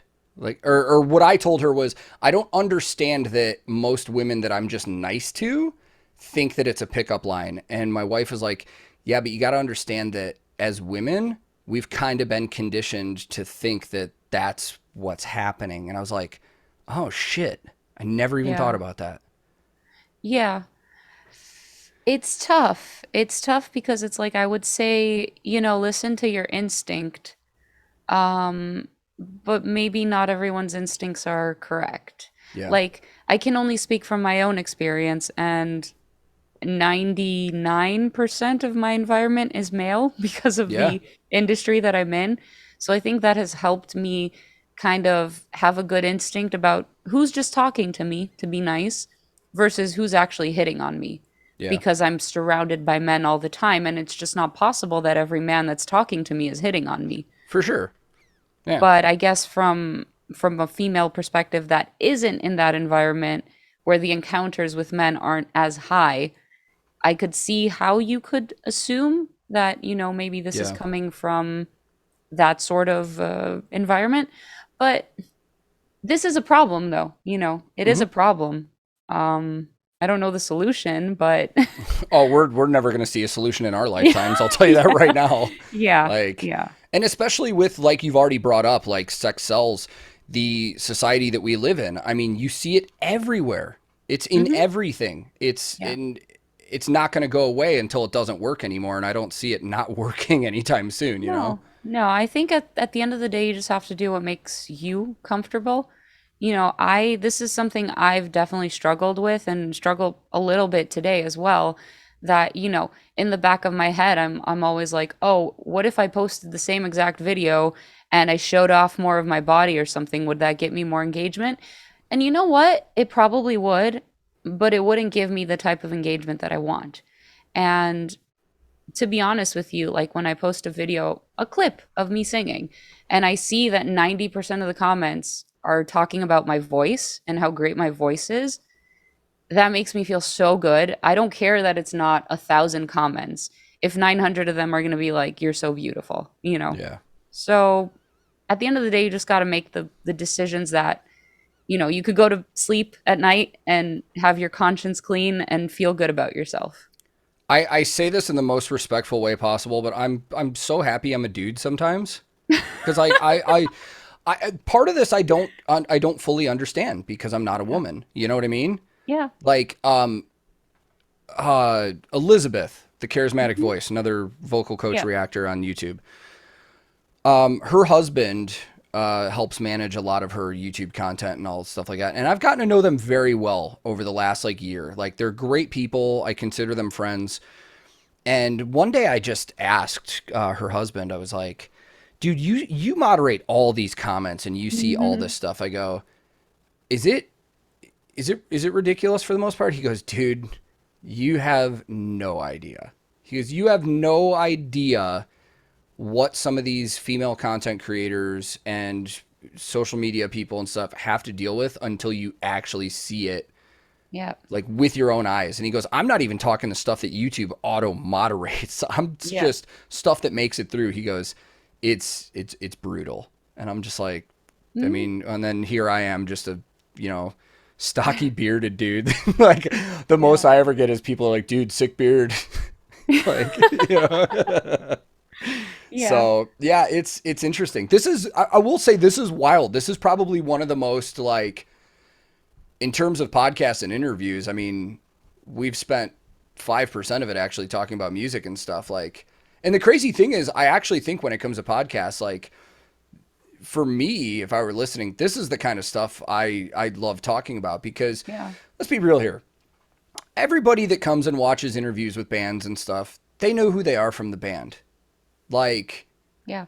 I like the real conversations. I like Mhm. the real, like, gloves off. Let's just sit here Yeah. as human beings. Like, one of the nicest compliments I thought I got on one of these podcast episodes so far was somebody was like, this doesn't feel like an interview with an artist. It feels like a couple friends sitting at the end of a bar. And I'm like, I love Mhm. that. That's exactly what we're going for here, you know? That's the exact reason I love podcasts, because Yeah. interviews, you just get the same questions over and over again. And it's like, as much as I don't want to answer them, I'm sure that's how much people don't want to hear it or Yeah. see it. So This is great. And this is great for me too, because like even though we're creating content for other people to hear, it's allowing us to get to know each other better too. Yeah, Like it's really cool, you know. for sure. Um, I've gotten to the point where I don't even want to do interviews anymore. Cause like I still have that short form, like 25, 30 minute interview with a roadie thing. And I Hmm. still get offers for it from like PR people that are like, hey, would you like to have so and so on? And if I'm being honest, I just don't want to do it because this is what I enjoy, you know?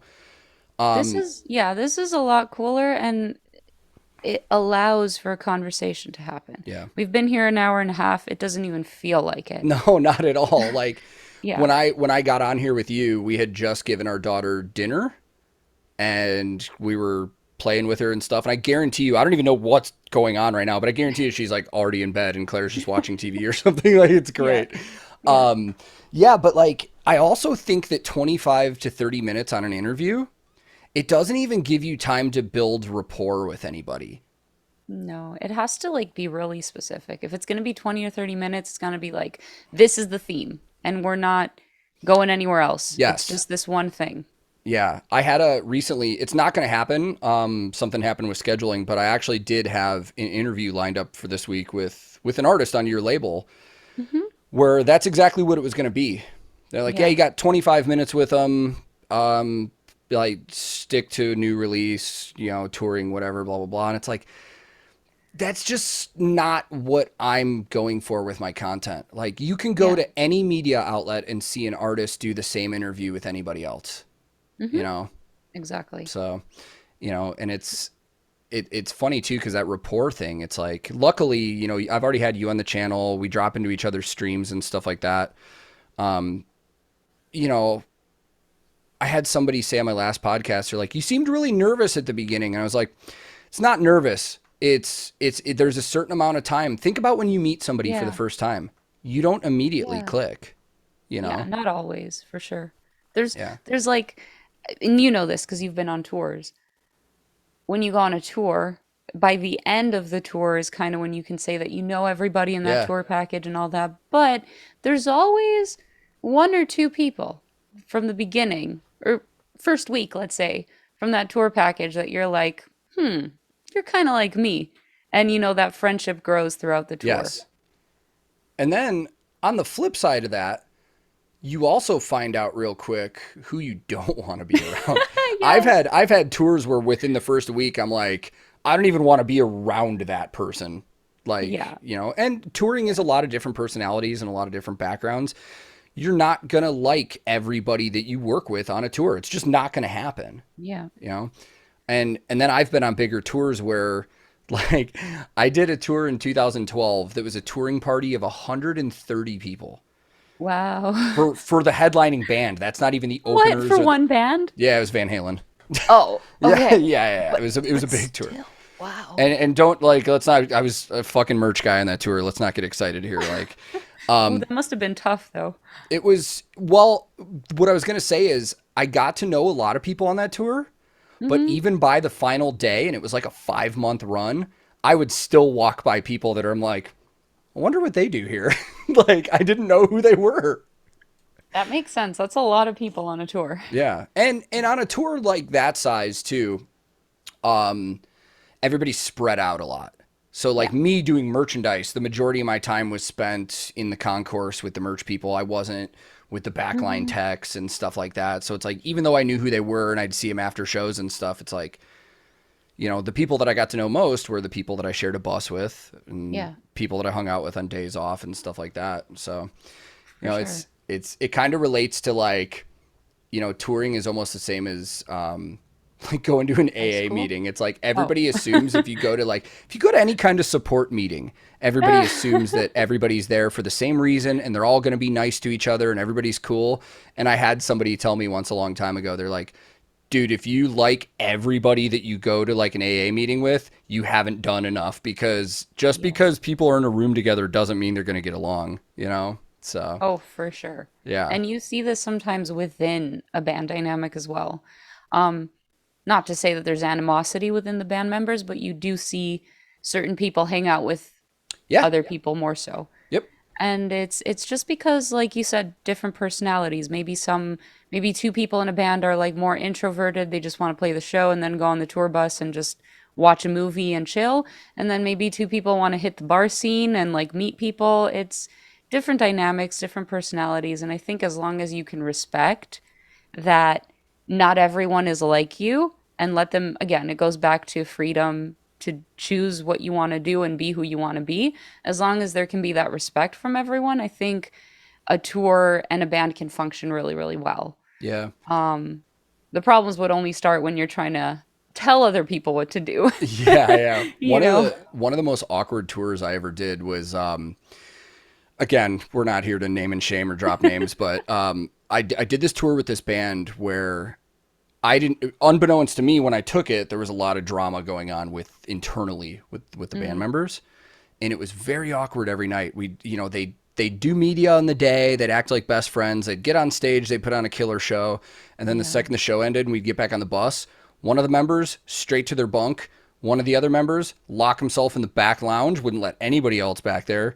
And then another band member is just like, hanging out in the front drinking, and like none of the band would talk to each other. And it's like, that's one of the things I think people don't think about too, is like you see that dynamic of the people on stage together and you see them in photos and videos and stuff, and you think they're all like, everything's Best perfect friends. and they're best friends, but there might be a lot of drama behind the scenes, whether it's business related or personal Yeah. related. Like it gets heated sometimes. Yeah. No, I believe that. I've Yeah. seen it a few times, but when I hear these stories, it makes me feel like, oh, okay, we don't have real problems. You know? Yeah. Yeah. I mean, and it goes to what you just said too, like even working in country music with a lot of like the hired gun artists and stuff like that. It's like while everybody gets along, you do see different people gravitate towards each other. So like on days off, I loved every crew guy that I worked with on my last tour. I really did. They were fantastic people. But on days off, you would definitely see that split where like a group of 5 would go off by themselves and then a group of 4 would go do their own thing. And it's like, you can learn to work around each other and be around each other and be fine. But, sometimes there's just personalities that you can only take in doses. And I am Yeah. fully aware I am one of those I'm one. personalities. Like it's Yeah. so No, and you know what's actually really it makes a tour bittersweet almost, in my opinion. There have been some tours where like I really bonded with someone from a different band or crew from a different band, mhm. and we were just like every day talking, drinking, having a drink together. Having these deep conversations that Mhm. I love because I think this is the thing with introverts very often. They don't like small talk. Yeah. Like, I have zero interest to sit down with someone and be like, so, what do you do for a living? And Yeah. like that boring superficial stuff. I'm like, let's get into the deep stuff right away. Mhm. And when I've met people like that, where we can have a conversation where it's like, let's say we agree on 8 out of 10 things, and then there's two things that we disagree on that can allow the conversation to actually progress rather than being like, oh my God, I think exactly like you do. Mhm. That creates a very cool dynamic. So I've been on tours with people like that aren't from my own band, and it makes the tour bittersweet because like you're with this person for a month or 2 months, so much to the point that you think, they're one of your best friends in real life, but then you go back home and they're like in a country on the other side of the world, and you don't have that day to day anymore, and you're like, wow, this is strange. Yeah, and I've gotten jobs like that. I've Yeah. had tours that I've done where I've wound up hanging out with like a support band or another headlining band's crew or something, and Mhm. gotten to know them so well that months down the line they're like, "Hey, you want to come work for us?" Yeah. Like it's cool. And on the flip side of that, one of the things that I ran into very recently, this made me think. I'm not gonna lie. Like I kind of got very self conscious of this. So when the pandemic happened and we couldn't tour anymore, our crew kept up with each other pretty well for a while. Like we were playing video games online and stuff like that.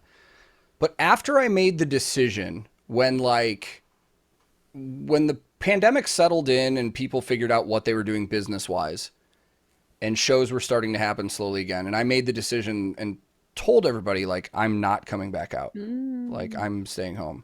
Mm-hmm. I don't fucking hear from anybody in my old camp Yeah. anymore. And my, it's funny because I'm like, I sat and thought, I'm like, okay, is this just that business thing where you really realize the music industry, the music industry, no matter who you're working for in any given place, they like to make this, it's family. If you're Mm-hmm. on a record label, you're family. If you're working Yeah. for a band, you're family. But then the second that you're gone, Yeah. you realize it's not the family environment you thought it was. It literally is a job, and these were Mm-hmm. just your coworkers that you had to see every day. So Mm-hmm. it took me a while to really realize that. I was like, Yeah. am I the fucking shithead that nobody on this tour liked, and now that I'm not here, nobody wants to talk to me anymore? Or is this just normal work? Like, is this the you quit your job and because you don't have to be around these people all the time? And the funny thing is, I reached out to a lot of these crew guys, and I really realized, yeah, there probably were a couple of them that it was different personalities, and we realized if Mm-hmm. we didn't have to work with each other, we're just like Yeah. don't enjoy each other's company that much. But there were situations where, like, the guitar tech that replaced me on this tour was our second guitar tech on the other side of the stage. And I talked to him recently, and he's just like, dude, we're just so busy. Yeah. Like, he goes, we talked all the time because we literally lived on a bus together. So Yeah. it's, you really do realize, even in the music industry, that it is at the end of the day a job, and these are just your Yeah. coworkers. Yeah. It's a mix of both, and I think in order for a relationship to have a continuation, it requires effort from both parties. Nobody wants to feel like, hey, I'm the one that's always messaging you and hitting you up, and you never reciprocate. And it just depends on people's personalities. I'm the type of person that I'm pretty shy. I don't just out of the blue message people because sometimes I feel like, oh, maybe I'm bothering them. And I know that's not the case. I know a lot of people would be happy to hear from me, but I'm like, I don't know, in my brain I'm like, I'm probably bothering them. But if I happen to be in the same room with them, like a year, 2 years later since we last spoke, my feelings towards them are going to be the exact same. It'll be like a Same. day didn't even pass. I've had that happen on tour. I've run into people I haven't seen in like 3 years from a previous Yeah. tour that we just hit it off immediately again right away, even if we haven't Yeah. talked. I Yeah. relate to what you're saying. I feel as though sometimes when I reach out to people, like, I'm bothering them. Yeah. I also don't want to give off the vibe that, like, I'm reaching out to you because I need something. It's like the person that you never hear from, and then when you're doing a show in their Yeah. hometown, hey, I saw you're going to be here. You got a guest list spot?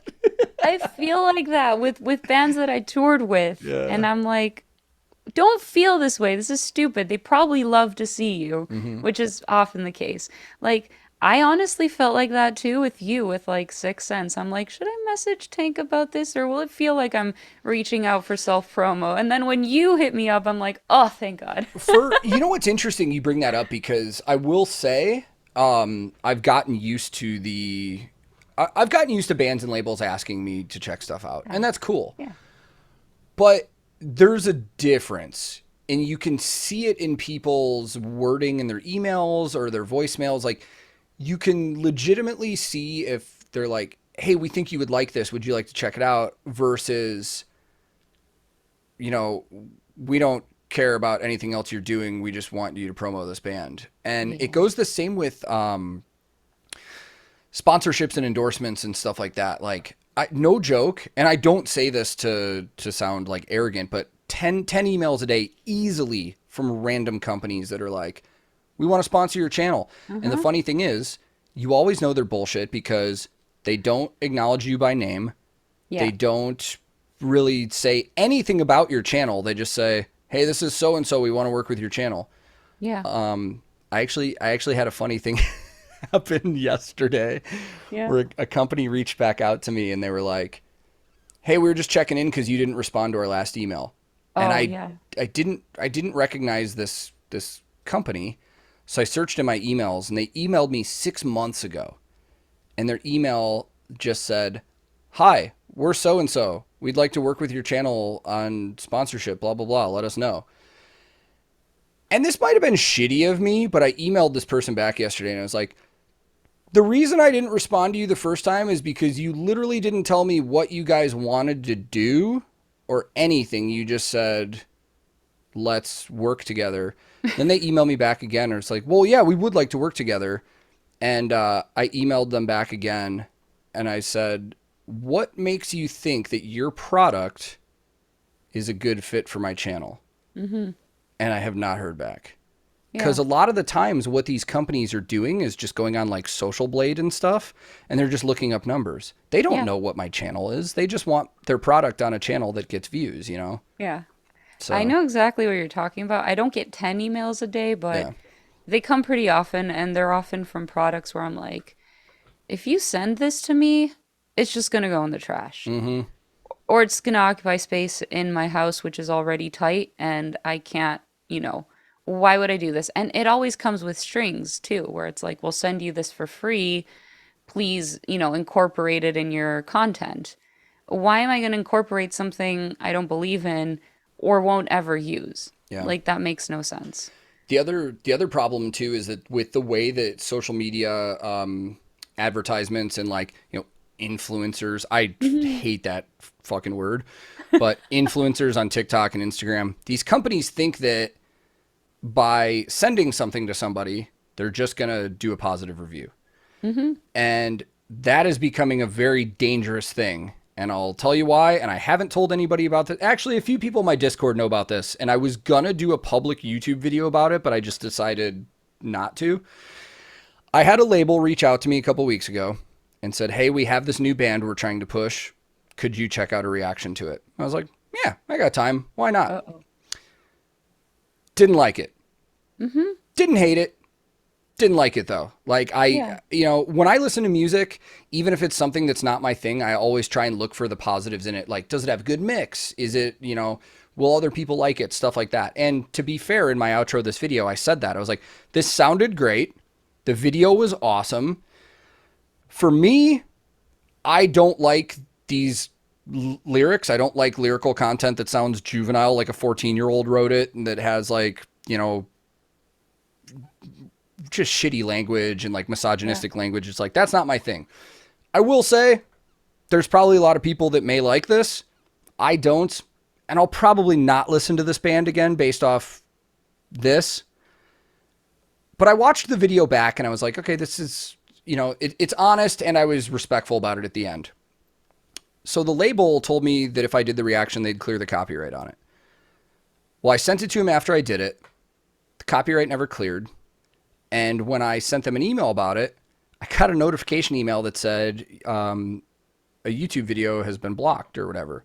So I go, look, that video got blocked. Mm-hmm. So I reached out to the label and said, hey, I just got a worldwide block on this. Just wanted to know what's going on because I was planning on releasing it anyways. And they basically said, this wasn't the reaction we were hoping for or the critique that we were wanting to be put out in public, so we don't want you to release it, and we blocked it. That's fucking dangerous. Mm-hmm. Of course. Like, you are pressing all of my buttons right now. like that's getting into a territory of publishers and labels blocking the opinions of people that don't like the stuff they're putting out and only allowing the reactions that have overwhelmingly positive critique to be up. Yeah. Which happens in many, many ways. It's happening in reaction videos. It happens on album reviews and single reviews and stuff like that. It happens on both sides, It happens on the side where it's like, and I went on a Twitter rant a few months ago. It was glorious. It was like 7 tweets or something. And it was one review that I saw about REP with the Agonist. And I saw a lot of shitty ones. Like there was one that said that even on a production level, that our remake of Resurrection on this EP was the same as it is on 5. And I was like, if you think that the production sounds the same on these 2 releases of the same song, then I'm sorry, you need to get fired today. You need to go check your ears. It's like night and day. So there were a few reviews like that, but I think the one that ultimately just really like pushed all my buttons, was this one review from Spain that gave it like a 6 out of 10. And the guy was just saying that like my growls are great, but my singing is not too great. And it was literally that. Like I did a Google Translate, but then I also asked one of my patrons from Spain because I'm like, let me trust the native, you know? Yeah, yeah. And he said, "No, that's what he said, that your singing is bad." And I'm like, you cannot, as a reviewer, go out and say that my singing is bad. You can say this style of music, the choice of melodies isn't really for my personal taste, but you cannot go out and tell your readers that I am a bad singer. I'm not going to stand for this. You should lose your job over this, or you should get a notice, or the editor of this. I phrased it in like 4. I'm like, A, first problem, the reviewer did this, which is wrong. B, the editor proved it. That's also wrong. C, there was a social media person on Twitter that tagged me in the review to make sure I saw it. Like, at any one of these stages, this could have been fixed, and it wasn't. And I'm like, your publication is a joke. I like, straight up. I did not hold back. Because this is sort of what I mean, that it's like, with reviewers and labels, you know, controlling what kind of reactions they want and this and that,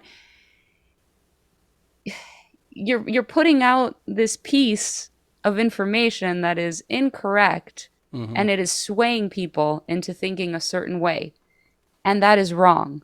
Yes. And there's a line that keeps getting crossed nowadays with reactions and reviews and anything in between of opinion and like objective facts. And I'm very self-conscious when I listen to music and stuff. I'm very aware that music is subjective. And whenever I give a critique of something, I usually word it as, in my opinion, or something like this, because that's like whenever this happens like once every time I do a reaction. Somebody responds and says, "This is terrible." And I was like, well, here's the thing. You're the only person that said that. So you could say, "Hey, I don't like this. Like, this isn't my thing." That's totally appropriate.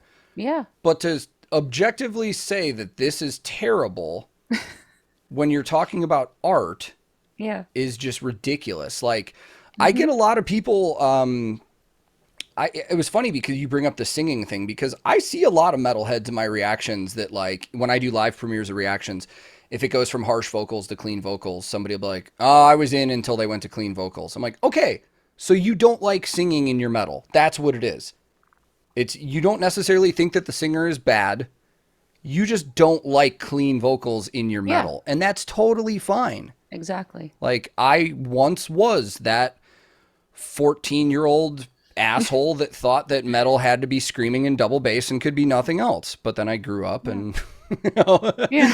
So, like, yeah, it's music is one of those things that's so wild. It's so subjective, but people approach it in their opinions as an objective thing, where they try and tell people that this is bad. And the problem does become, like you just said, when it is a publication or when it is a reviewer that people trust with their opinion. Yeah. And they tell people this is bad. Those people don't need to hear anything else. If they trust that publication, they're going to say, "All right, I'm not going to give this a chance. It's bad." Exactly. And I think, you know, there's the choice of words, where it's like, phrase it differently. This particular reviewer had no problem with singing, specifically because I saw his album of the year was Halloween, the newest Halloween. A lot of singing. A lot of singing. But my immediate thought was, why is someone in your publication whose number one album is Halloween, why is this person reviewing The Agonist? Dude, I got a funny Halloween story for you too. This goes to what we're talking about. You actually, really quick, you bring up a good point. Then that could be somebody that just doesn't really like the melodic death metal sound and is purely in that power metal zone where they don't like anything else. I see that with so many different fandoms of music. Like, there's another YouTuber that comes from like the hardcore world, that his whole thing is like making fun of power metal and death metal and talking about how it's terrible. And I'm like, dude, that's fine. I get it. You come out of the hardcore world. You like your fucking crowd killing and, you know, stompy riffs and stuff. But like, you can't sit here and objectively say that these musicians in this power metal band are bad musicians. You can't. They're not. Yeah. But power metal fans in particular get very defensive. One, they think that power metal is the be all end all genre of music. And this is coming from somebody that does enjoy a lot of power metal. Oh, as do I. Yeah, but two, if you say anything about those bands, you're immediately blacklisted. So, and this goes to like my personal music discovery on YouTube. I've discovered a lot of bands that have been around for years because I was so stuck in that, teenage year listening. Yeah. So good example. I never listened to Nightwish, Sabaton, Blind Guardian, Halloween, none of those bands before I started YouTube. And I love a lot of those bands now. Yeah. But the first time I ever did a reaction to Halloween, it was a live performance of the song Halloween. Yeah. And it had like a 4-minute bridge of the guitar solos where they were just going back and forth. And to me, I was just like, this is too much wanking for me. And I extrapolated. I was like, what I mean by that is the guitar solos, to my personal taste, feel like they lacked an actual substance. And this was just a moment for the guitar players to show off how much they could shred. And that happens with, that's one of the reasons as much as I respect the guy, I've never gotten into a lot of the more modern, anything John Petrucci does, because there are times where it's just like, bro, I get it. You can shred better than 99% of the people on the planet. Like, give me something with substance. Yeah. And that's my personal opinion, Yeah. I said that in that video, man, and dude, the power metal fans went from my throat, man. They were like, these guys are fucking legends. You cannot sit there and say that they're just wanking. And I was like, no, I don't mean wanking is a bad thing. That's just the term that we use to say they're showing off. They're just shredding to show off. Yeah. It's not saying they can't shred or they're not good. It's just that's what they're doing. No, I completely agree with you. And this is the thing that it's like, I'm in a melodic death metal band, but my influences are really like all over the place. I had a power metal phase. I could probably name 10 power metal bands that a lot of these power metal fans haven't even heard of. Like I went deep, and like if Spotify existed back then, like 50 monthly listeners type bands. Yeah. So I had that phase from like 2006 to 2010 maybe. And that's why if you really listen to some high note stuff that I do in the Agonist, for example, it is very power metal-y. And I only do it where the riff allows me to do it. I'm not going to start, everywhere. Yeah. But my point is that I have a lot of these different influences that if you don't have that open mind listening to this album, to the last EP, let's say, that I put out with the Agonist, to allow all these different influences, I can see how someone would be like, oh my God, I love the low growls because I'm into like deathcore or whatever. But then the second she starts doing this like soft, poppy, whatever thing, that turns me off. Or the high notes turn me off or whatever. And it's like, it really allows for an open mind to be able to enjoy this. And if you can't enjoy it because it's not your thing, that's completely fine. My only request is always, don't come out and tell me that I'm not a good singer or I'm not a good screamer when it's like, it's just wrong.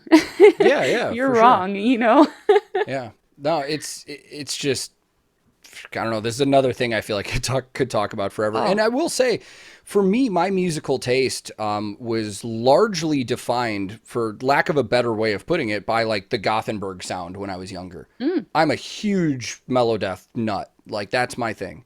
Same. Yeah. Like, dude, when I discovered like In Flames, Soilwork, At the Gates, I mean, stuff like that. And then like even like old school Arch Enemy when Angela was there. When the first time I ever heard that, that might have been the first band that I heard that had Angela, sorry. That might have been the first band that I heard. I think it was old school Arch Enemy and OTEP Those were the two first Okay. bands that I heard where I heard like a female growling Yeah. like crazy, where I was like, Yeah. holy shit, like this is a thing, you know? Yeah. So I will fully admit that my wheelhouse in terms of music is influenced by a lot of melodic death metal and Yeah. stuff like that. That's my go-to. Mm-hmm. Now over the years, I've felt it change. And since starting YouTube, like I now love power metal and symphonic metal and stuff like that. But the one thing that I've found myself growing out of that I used to love is metalcore. Like I am not really a massive, there's a lot of reactors on YouTube that metalcore is their wheelhouse. Like that's Yeah. anytime a new metalcore band releases something, they're all over it. And it's been hit or miss for me, man. There are Mm-hmm. some bands that I like that I think that are doing really good, but right now there's a couple genres of music where everything that's coming out is starting to sound too much of the same thing. And that sounds so funny to say out loud because when I was a kid and I listened to metal, everybody's like, it all sounds the same. Yeah. Oh, I'm right there with you. This Um, is insane how much we're kind of like started from the same yeah. I told you about my power metal phase, but right before my power metal phase was my first phase, Swedish death metal, melodic death Yes. metal scene. In Flames, Dark Tranquillity, At the Gates, those were like my top 3 at the time. And those were the bands that actually got me enjoying screaming.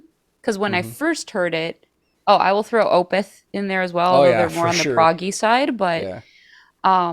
those were the bands where I was like, in the beginning, I'm like, I don't understand why these people are screaming, Because I came from like new metal, like Yeah. Linkin Park, Evanescence, that style where it's like the crossover bands into this harsher sound. And I didn't get it at first. And I remember because of the screaming, I would play those albums while I was studying. Because I was like, if I can't understand the lyrics, then I can't sing along. So I can keep studying. It doesn't distract me. Yes. And that's when I started loving it because I noticed that there was a lot going on in the screaming. All the melody was in the music, and the screaming was giving me something else. Hmm. And there was a lot of passion in these people's voices.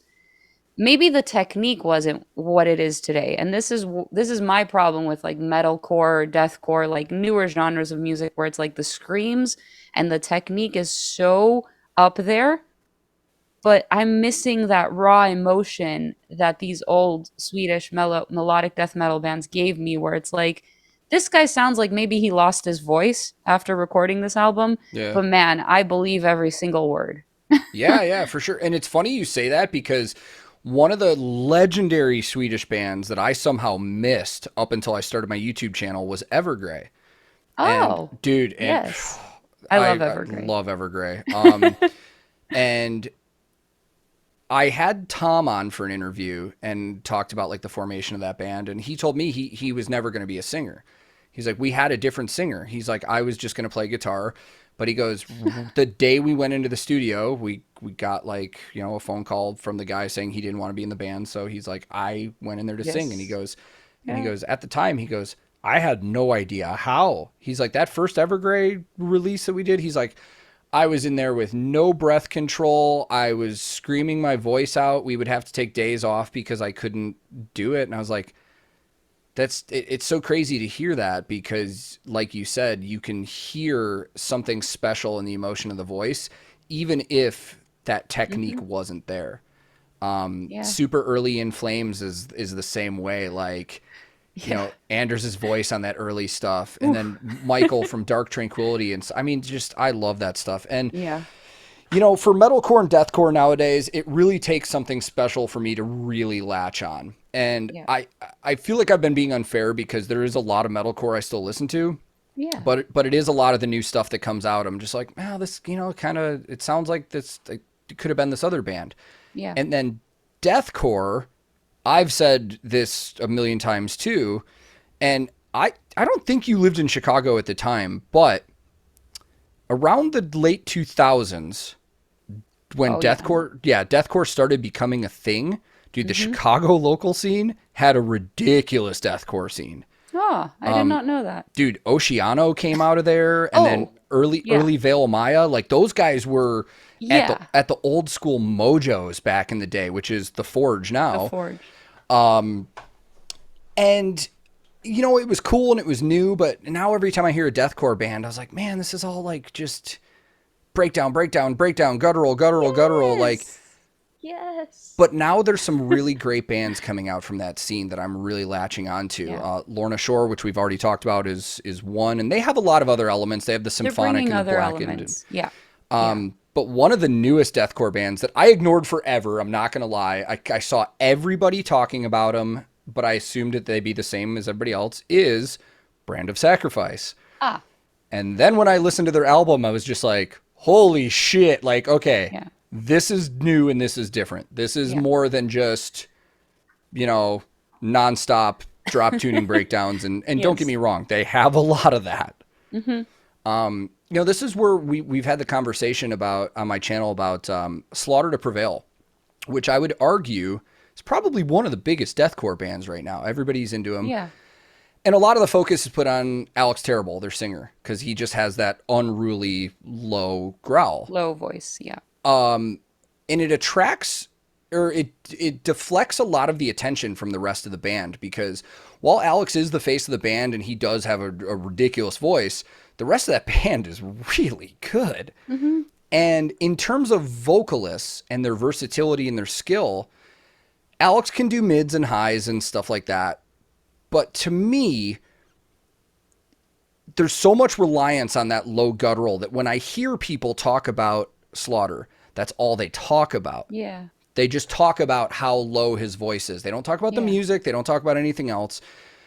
And I do love him as a singer. I love their album. I have his fucking mask on my wall. But this is why I'm gravitating to bands like Lorna Shore, Brand of Sacrifice, Shadow of Intent.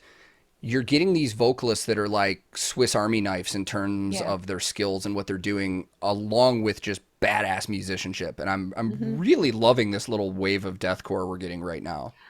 I do like the symphonic elements in deathcore. Like you mentioned, Shadow of Intent. I've liked that band since the previous album that they did. And I know that they worked with Francesco from Flesh God Apocalypse that did their orchestration. So everything that guy puts his hand on is just turns to gold. Yeah. So I do like, this is always my thing. I was never huge with like the whole symphonic female fronted sound where you have the symphonic elements in the music and then you have the very sweet feminine voice all throughout the track. That was a little maybe too soft for my own taste. But when you bring that symphonic element into really heavy music and really heavy vocals, it just balances out for me and adds this musicality that's maybe lacking because the music is more like rhythmic and more punchy. So it makes it sound more melodic. And I do really like that.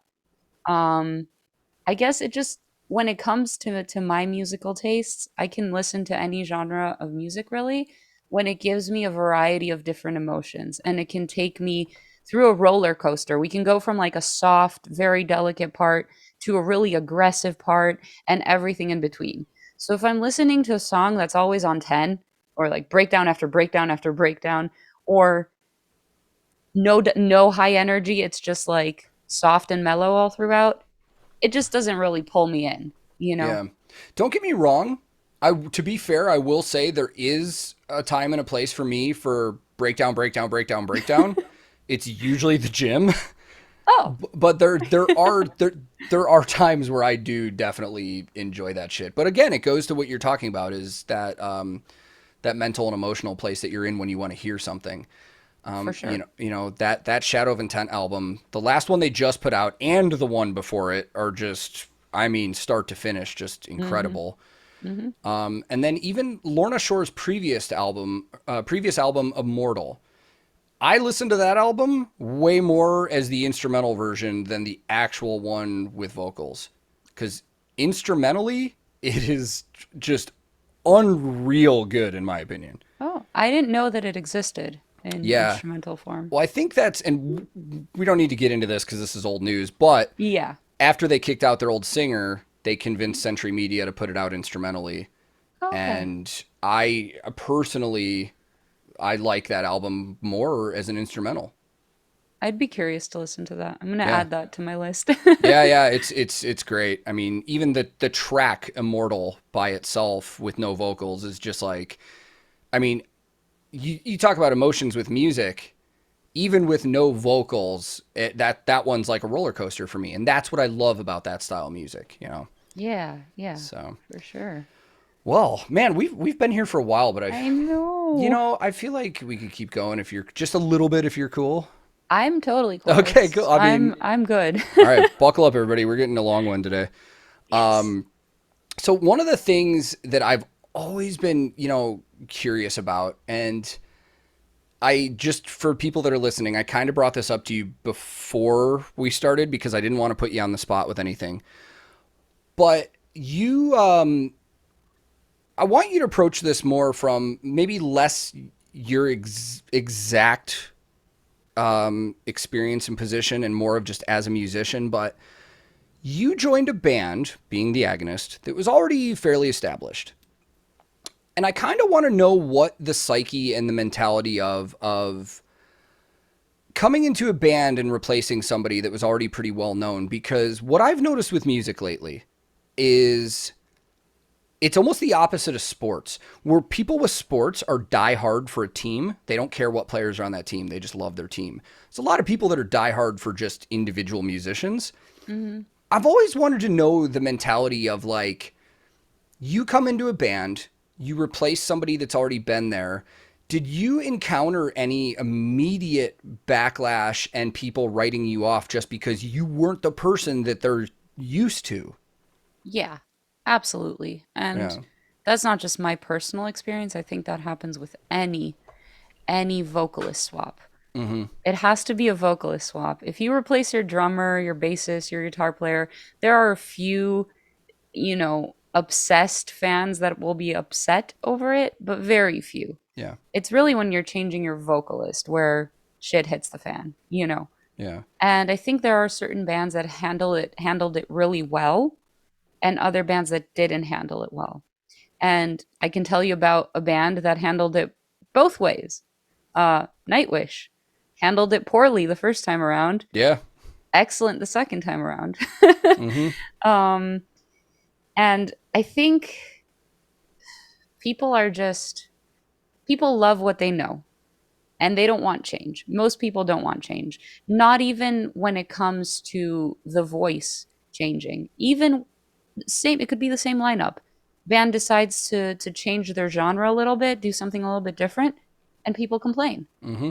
And it's almost like a lot of fans want to keep you all to themselves in a sense, where it's like, this is the version of you that I grew and fell in love with, and I don't want it to ever change. I don't want you to become bigger. I don't want you to, I don't know, leave the nest and fly, almost in a sense. And it's a bit toxic that fans view certain fans view bands that way. Yeah. Because that music still exists. You know what I mean? Like if a band changes their sound and does something different or changes a vocalist or all that, those albums still exist and you can always go back to them and listen to them. It's not like they took them away from you. And I think ultimately that's all it is. People don't like change. At the end of the day, I think, maybe I'm wrong, but I think a change in genre with the same lineup will push away more fans than a change in vocalist with the same exact music. I mean, that's a good point. I can think of a lot of examples off the top of my head. You know, really quick before we get into that though, Yeah. just in your specific situation, I imagine, when you got the gig, obviously you were super excited, but like, Hmm. was there any kind of just, I wouldn't necessarily say depression, but was there any bummer, like, having to be the person, like, because the rest of the band lineup was the same, but you had to Yeah. be the person to come in and fill the shoes. Was there any kind of like bummer moment where it was like, you had to overcome the obstacle of not feeling like you were going to live up to fans' expectations or anything like that?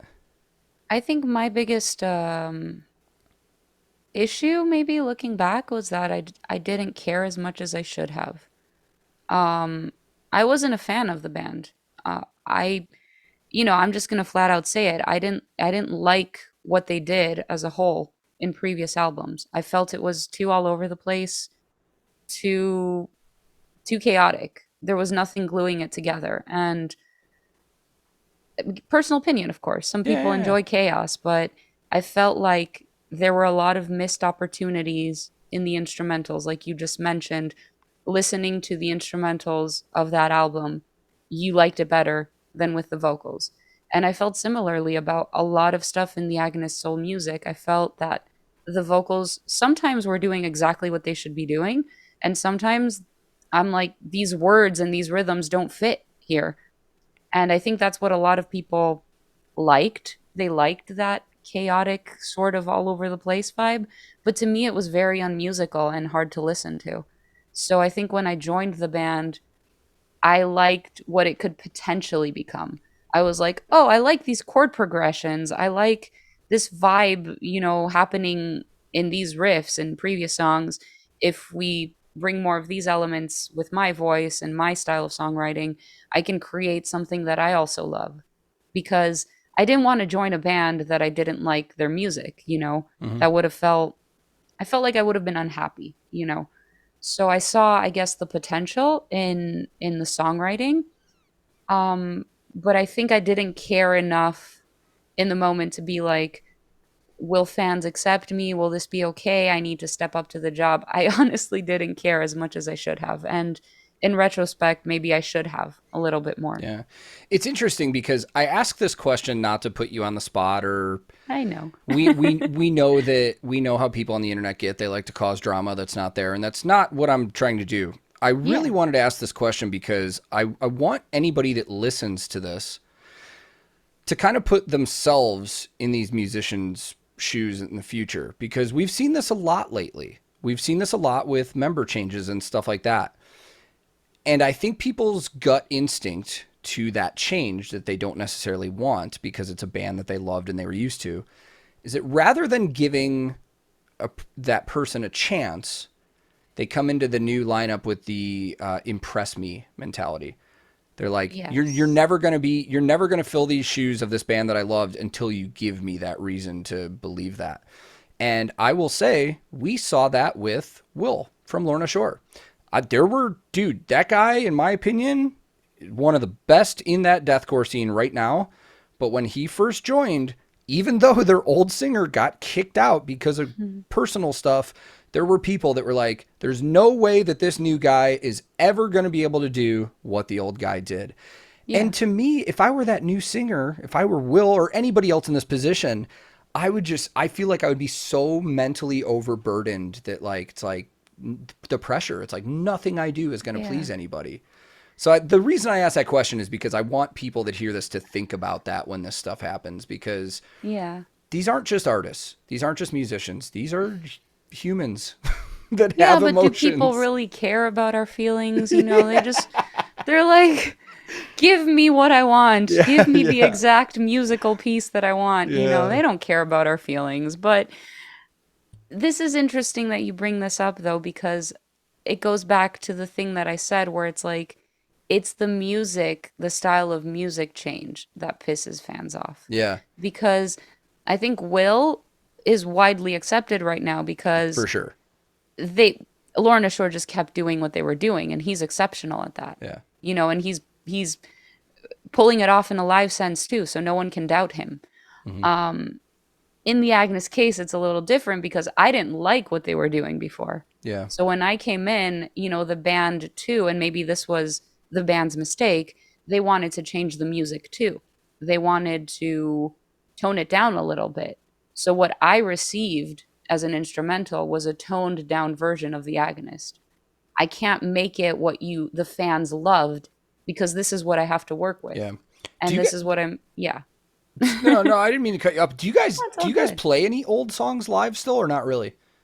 Uh, not we won't be on the upcoming tour. But every tour we've added, one or two or three songs, Yeah, depending on the just old tour. fan favorites just to make everybody happy. Yeah, yeah. You But know, But Go for ahead. Sorry. this, no, it's all good. But for this next tour, we only have 35 minutes and we're sitting on two releases that haven't really been toured. So Yeah. we're only going to be playing songs from those two releases, and Yeah. that's it. That's a good call. I mean, nobody, Yeah. this is the first time people are getting to see you in 2 years and nobody's heard them live yet. So Yeah. it's Yeah. it's funny that you bring up the genre change because there's quite a handful of bands I can think of right now, bands we've already talked about. One of the big ones, which I've never understood this personally, In Flames. It was when they went through their 90s and early 2000s cycle music. It was about the time that like Reroute to Remain and then Soundtrack to Your Escape came out. I saw my like mellow death and death metal fan friends immediately turn on that band. Like they don't fucking fucking sound mainstream now and blah blah blah. And Little did they know. yeah, the crazy thing is these bands don't want to be underground bands their entire careers. I mean, Reroute to Your Remain for In Flames catapulted them.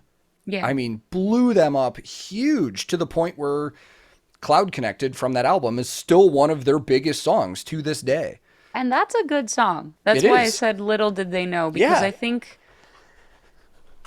it was Come Clarity, maybe. That was sort of where I was like, this is good. I like this. But anything after that sort of left me a little bit Come Clarity was wanting. interesting. Yeah. Come Clarity was the one for me as a fan that I was like, okay, I hear the change. And then the next album after that, believe it or not, I actually liked more than Come Clarity. Oh, you liked, okay. Which was Sense of Purpose. Yeah, I don't remember really enjoying that too much. Maybe I need to give it more listens. Yeah. But Well, my point being that the people that were complaining a few albums back, little did they know how much it would change later on. yeah, okay, that's a great point because, and now you look at In Flames, and in terms of original lineup, two dudes. Like, have you listened to the two releases from the Halo Effect? I heard the one. Okay. I didn't hear the second one. Dude, I'll have to. I'm so excited about this band because I mean it basically is they're more In Flames than In Flames right now. And I don't say Yeah. that to be mean. That's literally fact. I Yeah. mean, the founding member of In Flames was Jesper. That was his solo side project he started that turned into a band. Yeah. And I won't say they weren't the same after he left, but I mean, you can hear the difference. One of the course. other big genre changes, I remember, I can't remember the name of the album, but the album that came after Meteora by Linkin Park, that caused an uproar. Yes, of course. That caused, I mean, everybody Yeah. that was all about Linkin Park was all of a sudden like, what the fuck is this? Yeah, myself included. So that album, I'll be honest here. That album for me, there were like 3 songs that I was like, hell yeah, this is Linkin Park. And then the rest of it, I was like, they're going a different route here Yeah. for sure. Yeah. Like, Yeah, and for me, a lot of bands that did that and, it wasn't my thing, I just stopped listening to. yeah, for sure. Not in general, I'd still listen to the stuff I enjoyed, but I didn't go all over the internet and, express how upset I am. Yeah. I think if a band wants to do that, let them do it, and then Yeah. fans will react the way they want to react. I think too at times, and you could say this as somebody that's in a band, like it almost might be a sense of boredom. It's like all these people expect the band to keep doing the same thing, but maybe the band is getting bored doing that and they want to try something new, Yeah. Like I can tell you with the Agonist, for example, I don't know, like I know my bandmates to this day and I know them all well as individuals and we get along, we have a good dynamic, but I don't know what things were like before I joined. There's no way of ever knowing, right? Yeah. I wasn't there. But I do know that they felt that the music was a little bit too chaotic. And like especially an album like Lullabies, Simon told me that everyone just pushed their playing to like 11, where it's like it was just like he said that he felt with his drumming that he was just like the overconfident teenager that went in the studio and played the most difficult shit ever, and a lot of it didn't make sense. And the seasoned musician that he is today looks back and says that was way too much. I was dumb. Like, I was stupid. Why did I do that? Yeah. So I think when I came in, being a different voice, being a different songwriter, Being able to do in the singing department, a few different things that they didn't have before. The band was like, let's take advantage of this, So they wrote some tracks that were like almost like more alternative rock too in moments. Like if you listen to Eye of Providence and you listen to songs like As Above, So Below or The Perfect Embodiment, you wouldn't call those metal tracks. They're like rock songs, Yeah. And they're really good songs with my voice. It's just not what people wanted from the Agonist. And I think that was just the band being like, let's try something different, Yeah.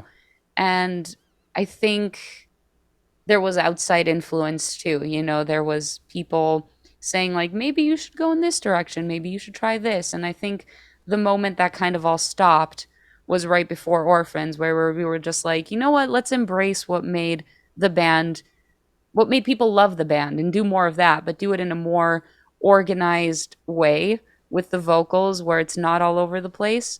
And I think that was the album that kind of put us on the map again. And people that turned their back, that decided to give us another shot, were like, oh, this is the Agonist I loved, and remember.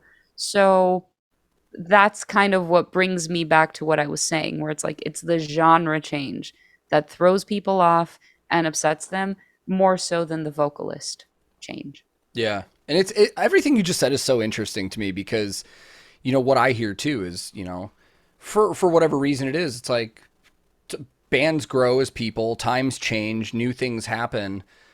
And I feel as a listener of music myself, it is a little unfair to me to just assume that a band is going to put out the same sounding album every time they put out an album, Yeah.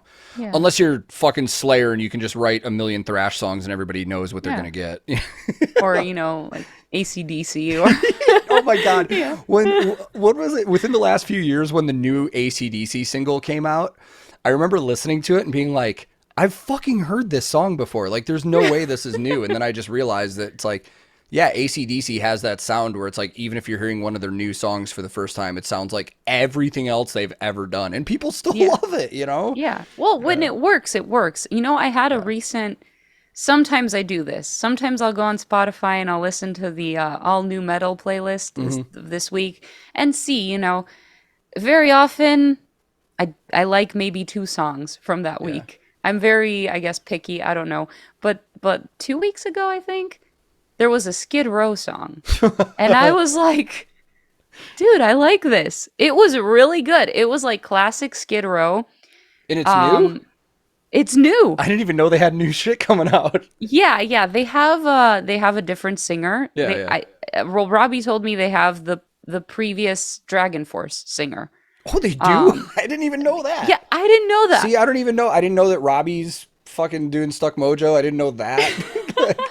Yeah. So I listened to it. So the production was, a bit modernized, but it wasn't 2022 modernized. It was just enough so it didn't sound like it was recorded in the 80s. But the song itself sounded like it was written in the 80s. And his voice was like up here. There's no auto-tune or anything like that. So you hear a little bit of like that struggle when he's going for the high notes that just makes it very raw and very authentic. And I'm like, wow, I can't believe in 2022 I'm liking a new Skid Row song. I love that. It's funny because like anytime I check out a new song, there's always somebody that's like, is there auto-tune on this? I'm like, yes, there's fucking auto-tune on damn near everything you're listening to. And I'm not trying to say auto-tune is a bad thing. It's the same thing with tracks. People have a really weird stigma with tracks for live bands where they're like, they're lip syncing and they're cheating. I'm like, that's not what tracks are. Yeah. It's the same with auto-tune. Like, when you're in the studio recording an album, you want it to be perfect. You utilize all the tools that you have to make it sound polished and good. And what I tell people is like, a lot of bands do use auto-tune. It's not something that they're relying upon to make the singer sound good. It's just something that the producer or the engineer is doing after the fact to just polish it. That's all that is. But I'm very intrigued that you said that because I love that rawness in the voice when you hear stuff like that where there's, somebody the other day also asked about, what were you going to say?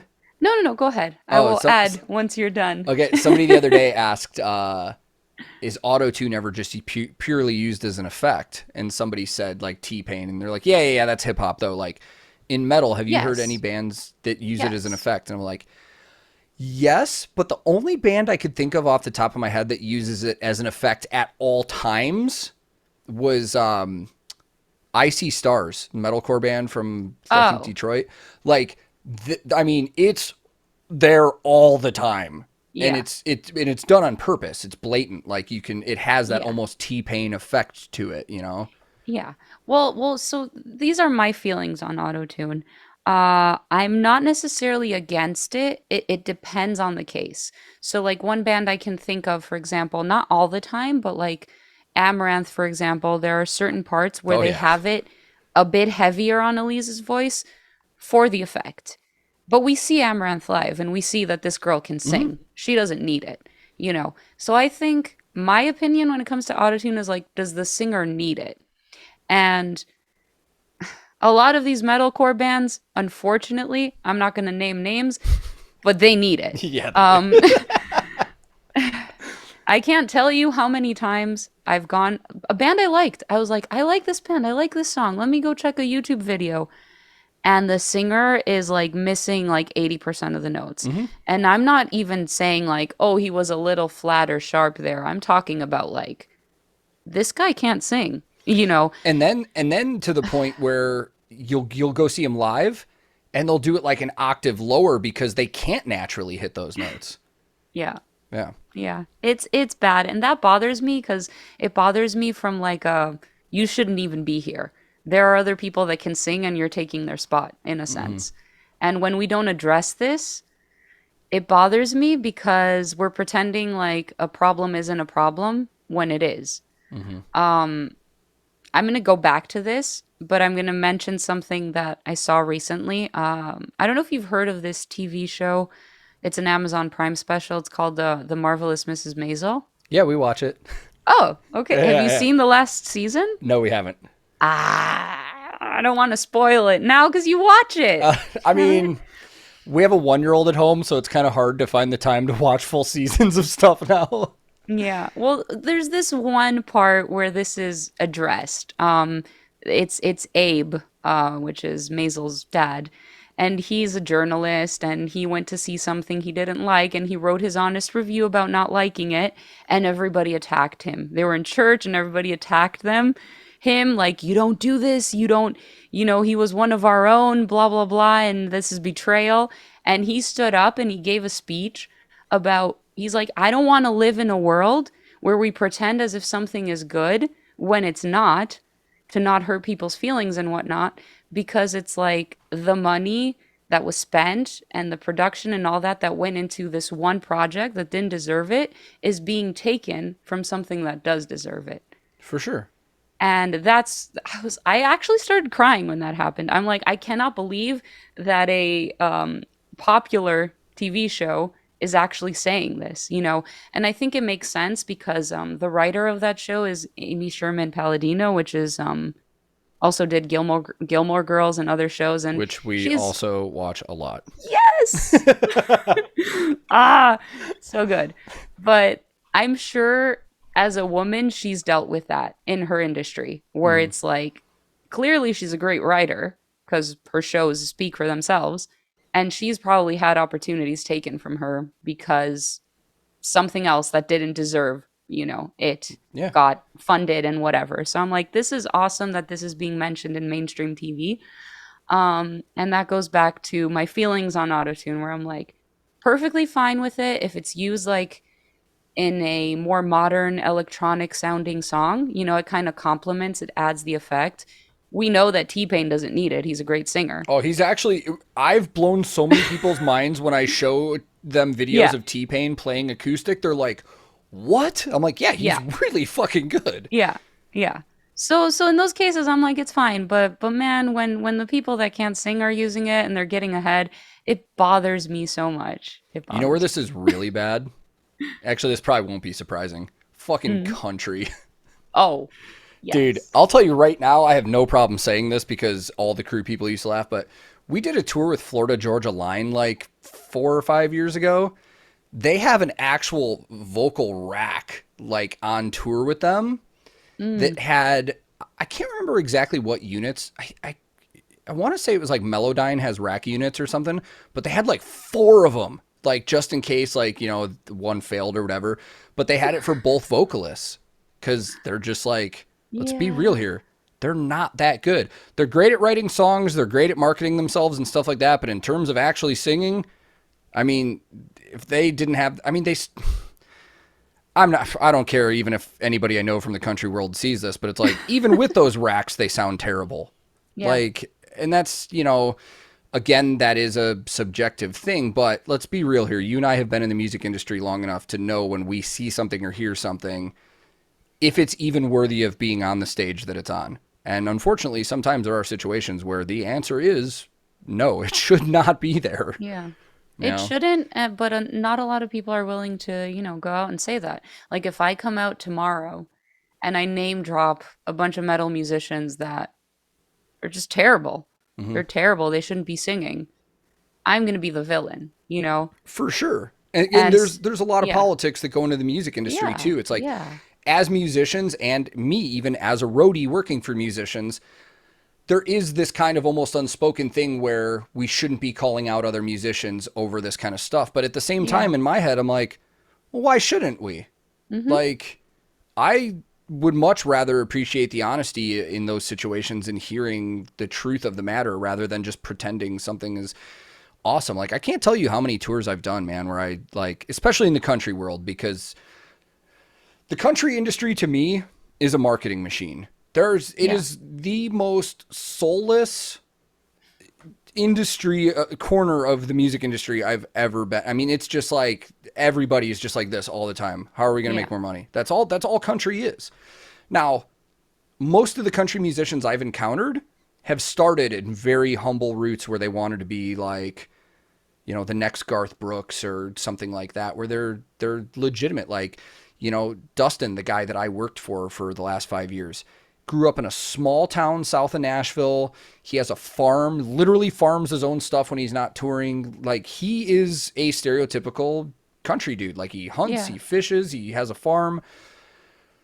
But when I see some of the stuff that he would have to do in the industry because a label told him to, or management told him to, or something like that, I'm just like, dude, like, Mhm. I mean, it's like everybody in Nashville sacrifices what they actually believe in and like the roots of their musical taste and stuff just to make a fucking buck, you know? Yeah.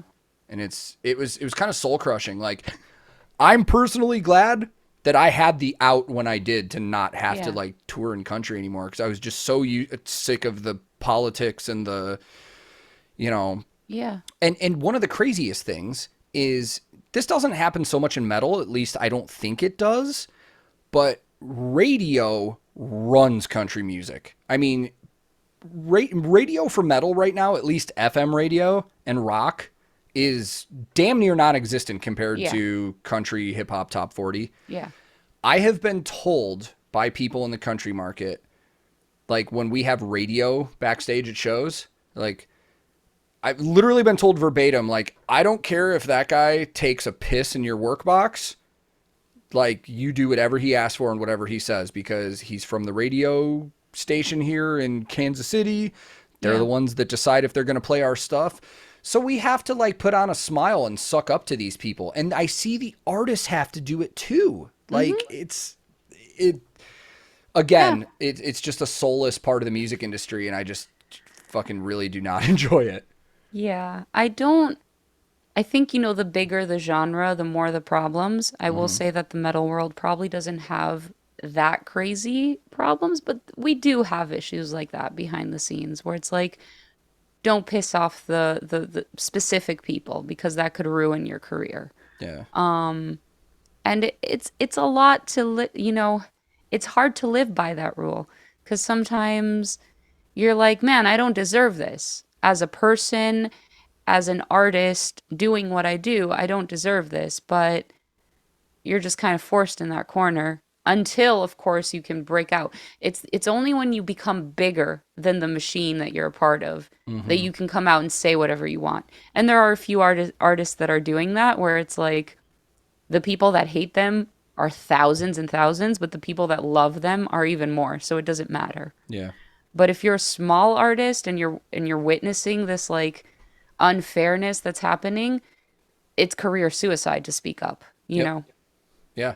I mean, I would be willing to guess, and I don't mean this anything against you or the band, but I'd be willing to guess at where you guys are at. There's probably not many situations where you could come forward and call out stuff that's happening behind the scenes where you wouldn't have really bad backlash. Oh, for sure. For Yeah. sure. And like I said, if I came out tomorrow and I called out specific vocalists for cheating, I foresee, you know, a lot of people being in support of that and being like, good for you.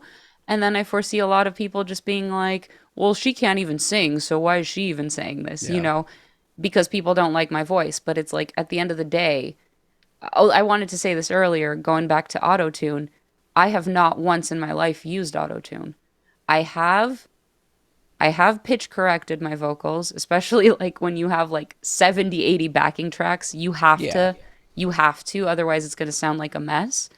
But I do that all myself. And I don't let anyone touch my voice because the few times that I have gotten this artificial too perfect result that bothers me. And I don't know a lot of singers that are like that. You know, a lot of them, they go and they record in studio and then they hear the final result and there's a little bit of autotune and they like it or they don't mind it. It actually bothers me. Yeah. Or they have a producer that is such a big name that they don't even want to argue it. True. Yeah. True. Yeah. But that is something that's like that's a hill I will die fighting on, you Yeah. know.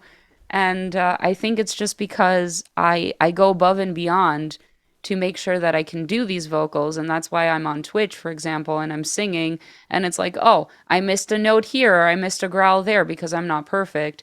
And there's always going to be that one person or more that hear all these auto-tuned things and think that a professional singer has to be this perfect. Mm-hmm. And then they're going to see me miss one note and they're going to be like, oh, she's not that good.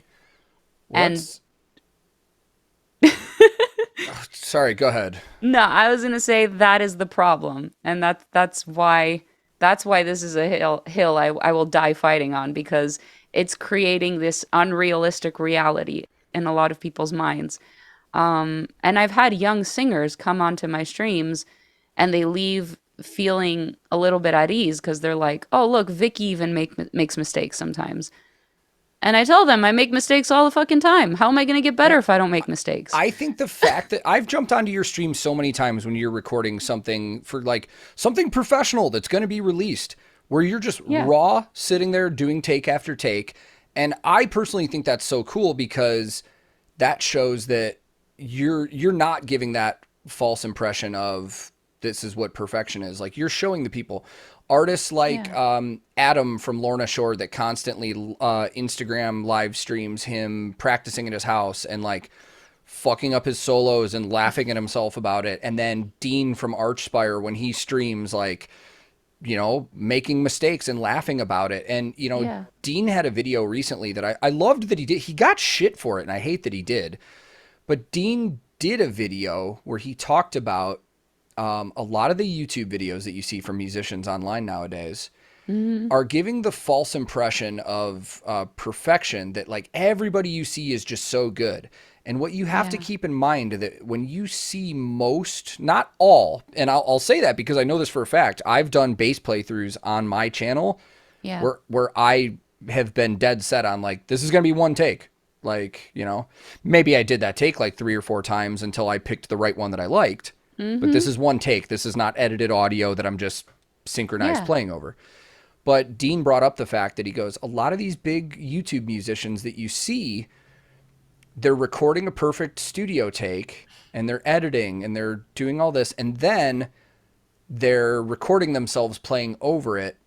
So you're getting this picture of absolute perfection where in reality, that's just not attainable for anybody in that moment. Like, it's not going to happen.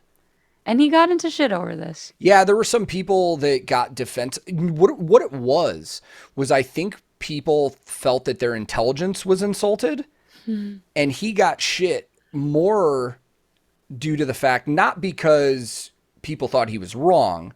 he got shit because people, I think, thought that their intelligence was insulted and were like, all right, oh, like, you really need to tell us this? We're not fucking idiots. We know. But the thing is, people don't know. And No, because I see this stuff with big, huge YouTube musicians yeah. where they play stuff and then all these people are like, see, he fucking does it like that. I'm like, dude, that's super edited and he played over it. And a lot of these kids and young people that watch these YouTube videos look up to some of these YouTube artists and they believe every word they say. For example, and I've brought this up many times, Davey504, the bass player, he has like 10 million subs, like, and I don't question his authenticity. That dude is a ridiculously good bass player. But the majority of stuff that he does is slap bass. And he has this ongoing joke where bass players that play with a pick are like shitty. And he's clearly joking. But here's the problem that's created is that these kids that watch his channel have gotten so used to watching him slap bass shred all the time that they are now trained to think that only super shreddy slap bass stuff is talent. And people that use picks are fucking terrible. And it's like, it caused a weird problem. Yeah. You know, and it's nothing against Davey. I don't think he's intentionally caused that problem. It's just that's how some of these kids look at that now. They've become accustomed to seeing like this is how a bass player should play. Anybody else that's not doing this isn't as good. Yeah. Like you're influencing people whether you want to or not. Yes. You know, and that makes complete sense. You know, going back to this perfection on YouTube, I know I attacked this with like a lot of the one take performance videos that are coming out. And I can tell when it is a one take performance and when it's not, because I can hear stuff from like the distance, my voice from the microphone. Like people don't know this. Like the Shure SM7B is a very low gain mic. Oh yeah. So like you got to boost it all the way. And I have seen one take performance soft singing on this microphone where the singer is like from a distance like this. Yeah. And you can hear the breathiness when you're in close proximity in the audio. And I'm like, this is not one take, because if the singer was actually singing from this distance, you would not hear that close proximity breathiness. Yeah. That's impossible. It's amazing. I would like to point out for anybody that doesn't watch this on YouTube and listens to it somewhere else, like you just moved your microphone like 6 inches away from where you've been talking the whole time, and you can hear how big of a difference that was. And that's one of the things I had to get used to with this mic, which, by the way, I meant to bring up. This is because of you. The last time I had you on this channel and we did an interview, when I was editing that interview, I was like, how does she sound so much better than I do? And then I asked you what you're using. I now have a Black Lion Audio Revolution because of you. One of the best audio interfaces I've ever owned. I went out and bought the SM7B because, and it's that one, I will say, it was because of that interview and you using it, but damn near everybody's using this mic now. Yeah. But I noticed it like right when I bought this mic, because my old YouTube videos, I had the Blue Yeti, which is, you know, you can set this here and go to the other side of the room and it'll pick up everything. So I used to set it here and sit way back. With this thing now, I have to have the input gain cranked because in my YouTube videos, I usually film about like that. Yeah. And I have to have it cranked. Otherwise, it's not going to sound like... You can hear the difference probably right now. I'm like 6 inches away from the mic and you can hear it if I move up like this. Like, yes. Yeah. Like so, the thing with this mic is when you go close, you hear every mouth, everything that's happening in your mouth, like the saliva moving, you know, and the breath and everything. Yeah. So it's a great mic. I love it. It's actually great if you live in a noisy environment, you know, and you don't want everyone listening to the traffic outside your house or your neighbors or whatever, you know, there are uses for it and it's great for screaming. And I'm so happy that my suggestions helped you. Yeah. I actually, I think, after I got the Black Lion Revolution, I got one of those like automated emails that were like, hey, we hope you're happy with your product. Give us any feedback, or how did you find us? I never responded to those. And I actually responded and told them I got it because of you. Like, oh, that's so nice. Thank you. I mean, Chicago-based company, you know, they're great. Yeah. But it's funny you say that though, because I do have to stay off my mic a lot. Yeah. I will guarantee you when I go to edit this podcast, it happens every time. I have to edit my audio. So when you're talking and I'm not, I'm going to have to edit my audio down because you'll hear a dog bark. Or if Ingrid was awake, dude, Yeah. you'd be hearing her. Like my interview that I just did, or my podcast that I just did with Joachim from Sabaton, there was one part where we both, like, we could hear Ingrid just on the other side of the door screaming, like pounding on the door, like, you know, Aww. and we both just had a good laugh because it's like, sorry, Yeah. dude, you know. Yeah. No, that happens with me and my dog, Oreo. Mm-hmm. Well, I have two dogs, but one is the noisy Pomeranian, Oreo. Yeah. And my husky Ghost kind of just joins in if there's a reason. Yeah. He doesn't bark unless there's a reason. You know, Oreo kind of barks at every little thing that's happening during the day. That's why today we haven't heard him because it's nighttime. Yeah, yeah. And he can't see the street. So if he doesn't see people walk by or cars, he's fine. But during the day, like when I'm streaming, it's That's a lot. kind of how our dogs are too. We have, so one of our dogs is like a 12-pound, like she's like Chihuahua. Aw. She's Chihuahua, Lhasa Apso, and something else. It's a weird, bizarre. Oh, and like poodle or something. It's a bizarre mix. Cutest little dog. She looks like a little, I don't know. She kind of looks like a skunk, but. And then our other dog is a German Shepherd Black Lab, weighs like 80 pounds. He won't really bark at anything. But when Penny, the smaller one, gets going, it winds him up. Yes. So it's like the same thing. It's like everything will be cool and quiet, and then Penny barks once, and Mowgli starts going apeshit too. And yeah. Yeah. But yeah, I mean, it's same here. This is one of the rare podcasts where I'm actually in the same time zone as the person I'm talking to. Like the last few, dude, when I did it with Karan, 11 and a half hour time difference. Yeah. It was, Yeah.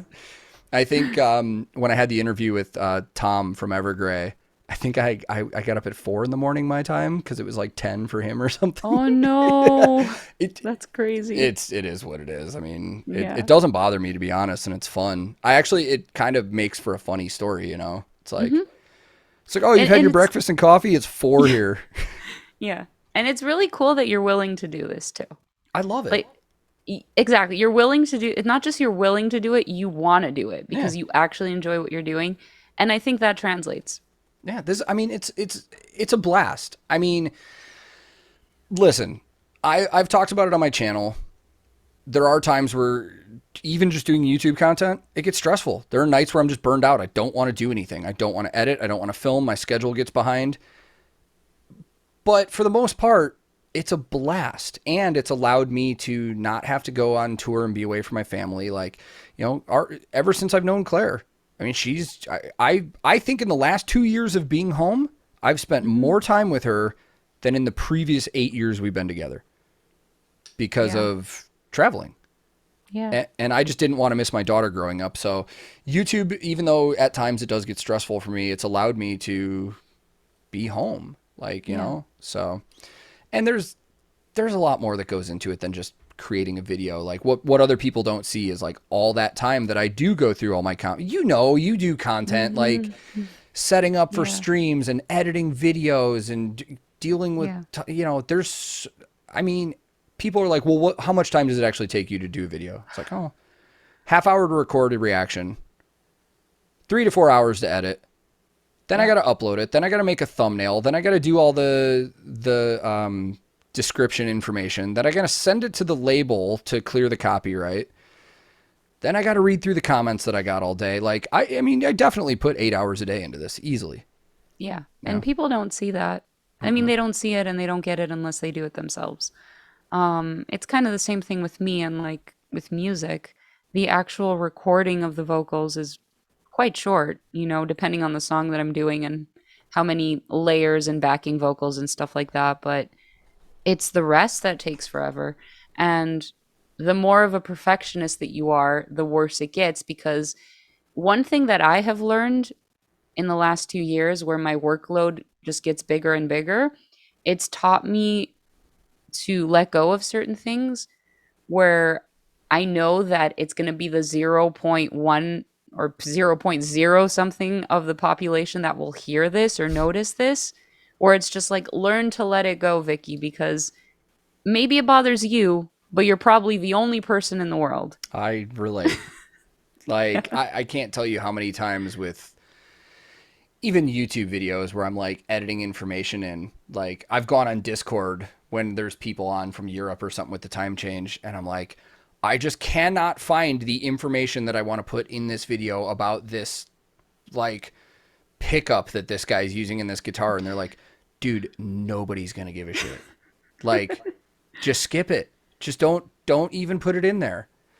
And for me, just again, as that like kind of perfectionist mentality, it's like, I will be upset if I don't get it in there. Yeah. You know? So, and it's funny because I've had, you know, recently on YouTube, I like took a full week off. I was like, I'm not doing anything for a week because I've never done that since I've started doing this. I needed it. Yeah. And I just made a quick video that was like, hey, just so you guys know, everything's fine.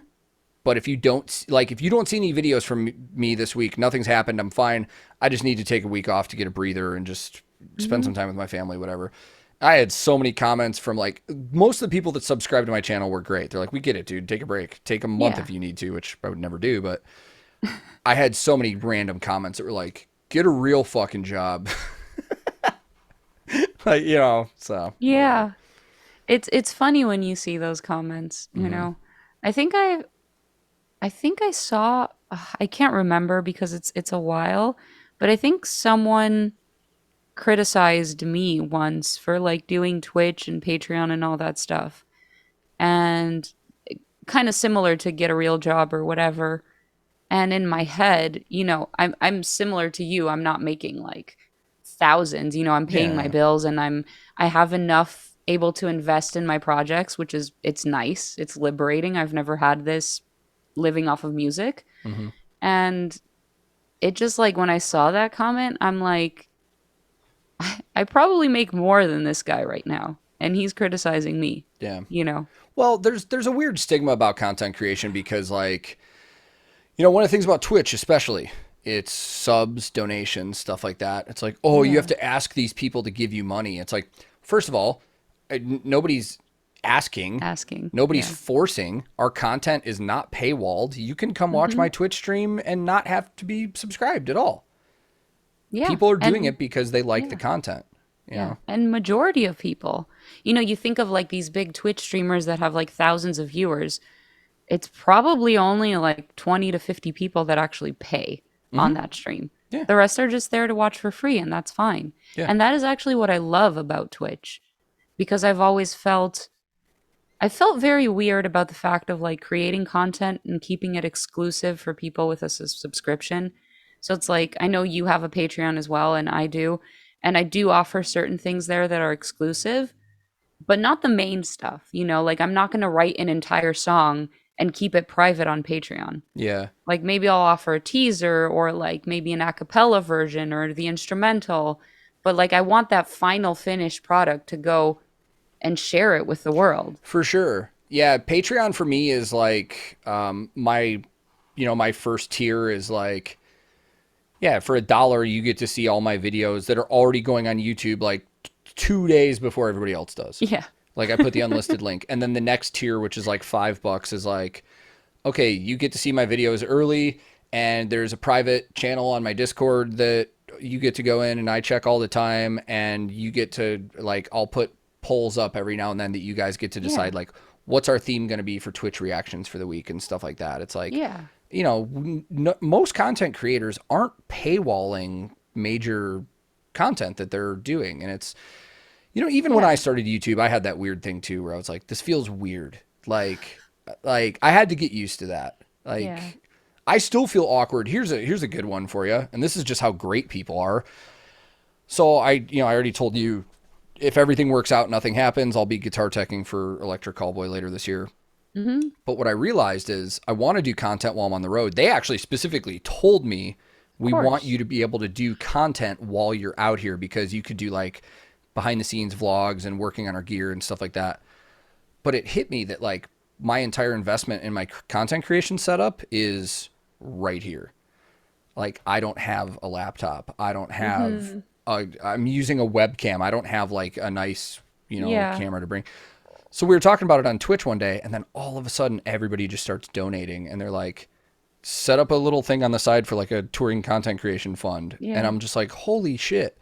And there were still people that shit on that. They're like, yeah, fucking, get a real job. You're relying on other people giving you their hard-earned money. And I'm like, yeah, but they're donating it because they're just kind people. I'm not asking or forcing them to do it. And it's not like you're taking that money and you're blowing it like on booze and drugs or whatever, like, or going on a vacation, like you're taking that money and you're putting it right back into the thing that they want. Which means you're offering more of it. Yeah, exactly. And it's like, whether people realize this or not, it's like you're offering a service to people. When you say, I've discovered so many bands from doing this, how many people have discovered these bands from you doing this? Yeah. It's like I said very early on in this podcast, with reaction channels, I'm like, you guys are the news right now. Mm-hmm. You're better than a lot of these publications and journalism, where it's like, especially the print, like, I like to preserve it. It's nice if a magazine features you and you have that and you can hold it with your hands, kind of like with the physical CD and everything. But let's be honest, more people are watching videos, they're listening to podcasts. You're providing the service and you're providing it for free. So why is it a bad thing if someone chooses to donate? Yeah. A lot of print now, too, that I've noticed, especially in the music industry, because print, I wouldn't say print is dying, but it is becoming less consumed than video. I saw recently, I got so excited. Blabbermouth did a piece on my podcast episode with Joachim from Sabaton, and I got super pumped about it. I was like, wow, this is really cool. They didn't mention me or anything, and that's fine, but they mentioned him being on the podcast, and then they quoted him on a few things. I was like, this is really cool. And then I get halfway through the article, and I realize they turned the piece into a story on how Sabaton is trying to evade their taxes. And I'm just like, of course. And this is what, and the funny thing is, that whole situation for them was just a miscommunication. Like, they toured in the US, so they paid their taxes here because the operation was here. And now Sweden is saying, well, you're from here, so now you owe us the taxes again. On, something weird like that. But I realized that Blabbermouth and some of those websites, like, not that it's clickbaity, but it's like they got to have some kind of drama to the story to get people to get into it. Yeah, because people don't read it otherwise. Yeah. And I've been in their headlines a few times. So, fun story. I'm just going to say, I mean, what are the chances that he's going to see this or hear this? But I met someone from Blabbermouth on 70,000 Tons. I don't know if it was like an editor or actually the owner of Blabbermouth or whatever.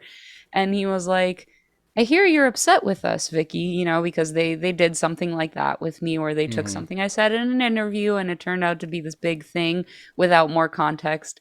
And, I fired back on my social media and all that. And, a few months pass and we accidentally meet each other on the boat because everyone's on that boat. Oh, yeah. And, as a joke, I had a lot of beers in me, too, at this point. And when I'm drunk, I'm brutally honest. So there's anything you're trying to get from me, that would be the time.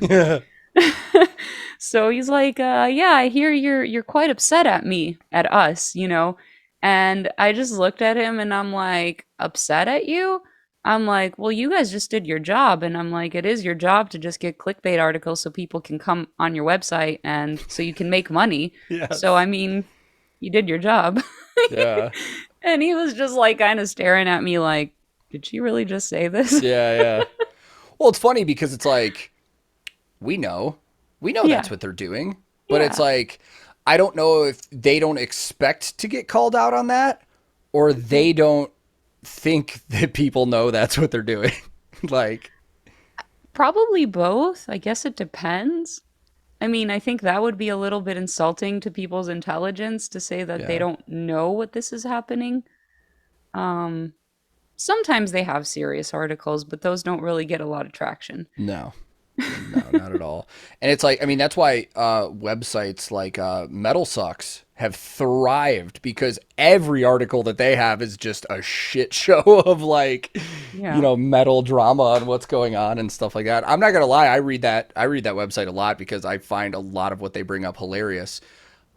Especially when it's pieces on like the singer from Trapped going on another tirade on a fan or something. Like, that shit is Yeah. so There's funny. some times where an article can bring us together. Yeah. Where it's Yeah. like, "Hey, we all agree on this?" Wait, what? Yeah.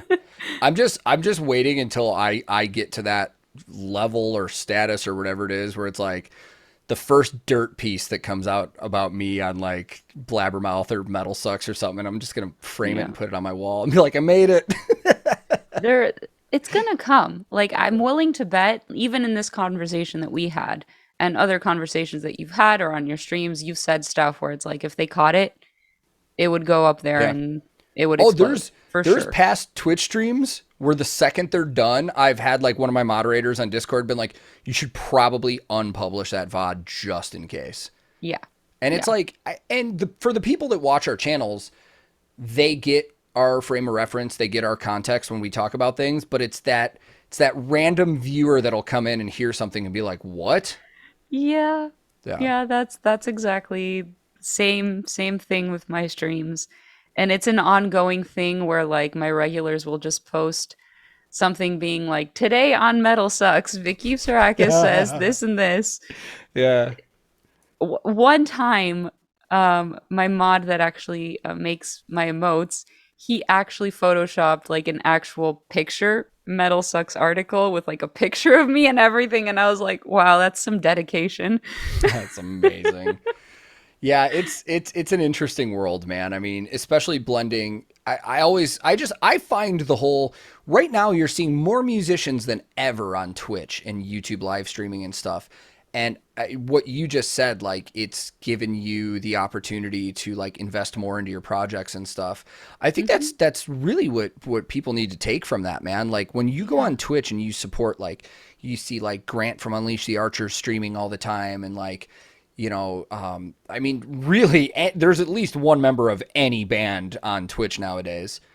That's what Yeah. that does. That helps support them to do more of the music that you want to consume and stuff like that. Because Yeah. the misconception is all these people in signed bands are making tons of money, and that's just not the case. Not at all. And the money that I've made the last 2 years, just on Twitch, nothing else, is more than I've made my entire career in music.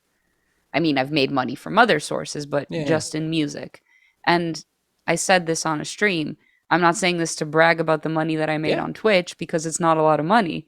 I'm saying it to call out the injustice Yeah. in like, why haven't I made this money in the last 10 years solely on how the music industry works? Mm-hmm. Like, if I just show you my royalties for the music that I write, that I own quite a large percentage of because I write my own lyrics and my vocals. And it's like, I own a large percentage of this song, and this is what I get every year from my royalties. Like, that makes no sense. Yeah. I get Um, it. so, I mean, I think it's great that there is a platform like Twitch and a few others that are helping creators in this way. And another thing that I love specifically about Twitch is that there is no filter, no edit. Like, sure, you can go after the fact, unpublish the VOD, nothing happened, but you can't edit it. You can't micromanage. You can't, that Mm-hmm. perfectionist in you doesn't get the opportunity to show up. Once it's done, it's done. Yeah. And I think it takes a certain type of character to be able to go turn on your camera and talk to people and show that without being afraid. Yeah, it took me a very long time to get used to. I'm not going to lie. Like, you can see it in my early streams and videos. Like, if you go back and watch one of my early YouTube reactions compared to now, it's Mm, almost night and day where you can. I'm trying to think of one of the first big reactions. The first reaction that I ever had that really took off my channel that got a lot of views was Hypa Hypa by Electric Callboy. of But course. but you can watch and see how not used to being on a camera I was. And it was very stiff, and even the way I Yeah. worded things and stuff. And like we talked about earlier, it's not that we're not being ourselves, but there is a sense of, that people are going to see this. And if you're Yeah. not used to it, it's nerve wracking. Of course. And Yeah. it's still to this day sometimes, Sometimes I start talking about something and I'm like, chat is like a little silent. I'm like, did I say something bad? And then I say that, I'm like, wait, am I upsetting you? And they're like, no, no, no, we're just like really paying attention to what you're saying. I had the same thing happen recently. I totally relate. Yep. And that's refreshing to know. But I think this is the difference between actually being in a public audience where you can see people's reactions and their facial Yeah. expressions. You can't see that. No, So, yeah, you just see the chat. That's it. yeah. Yeah. And it's funny too because the difference between live and editing a video, I love the live aspect because, like you said, you can't fake that. Yeah. It's in the moment. But I've actually had people try and like expose me because, like, yeah, look at this guy's YouTube videos. Like he's breaking down stuff and he's talking about gear. It's like he's definitely watching this beforehand because when he does reactions on Twitter or Twitch, he doesn't do all this stuff. And I was like, yeah, I don't do that on Twitch because when I do reaction streams, it's at the viewer's request and we're trying to get through as many as we can. Yeah. If I did my live streams like I did them on YouTube, we'd get through 5 videos in a 2-hour stream. Yeah. That makes So- sense because I imagine like there's stuff that you edit out. Like you probably start doing your like breakdown analysis and you have like a longer video and then you pick your favorite moments. No? I don't edit anything. Well, when you edit your video, I mean. Like You my leave YouTube everything videos? that you say in there? Yeah, your YouTube videos. When I do a reaction on YouTube, Yeah. it's all one take. I don't edit anything out or stop or start or anything. Oh, so you leave everything that you say in there. There's Everything. nothing that like maybe you're like, okay, I said this, but it's not that important or relevant. I'm gonna leave it out. So what Oh, I okay, that's cool. then. It's well, I want Yeah. to say that to you out loud because I realize not a lot of people do this. No, like, wa- and I didn't mean it as like,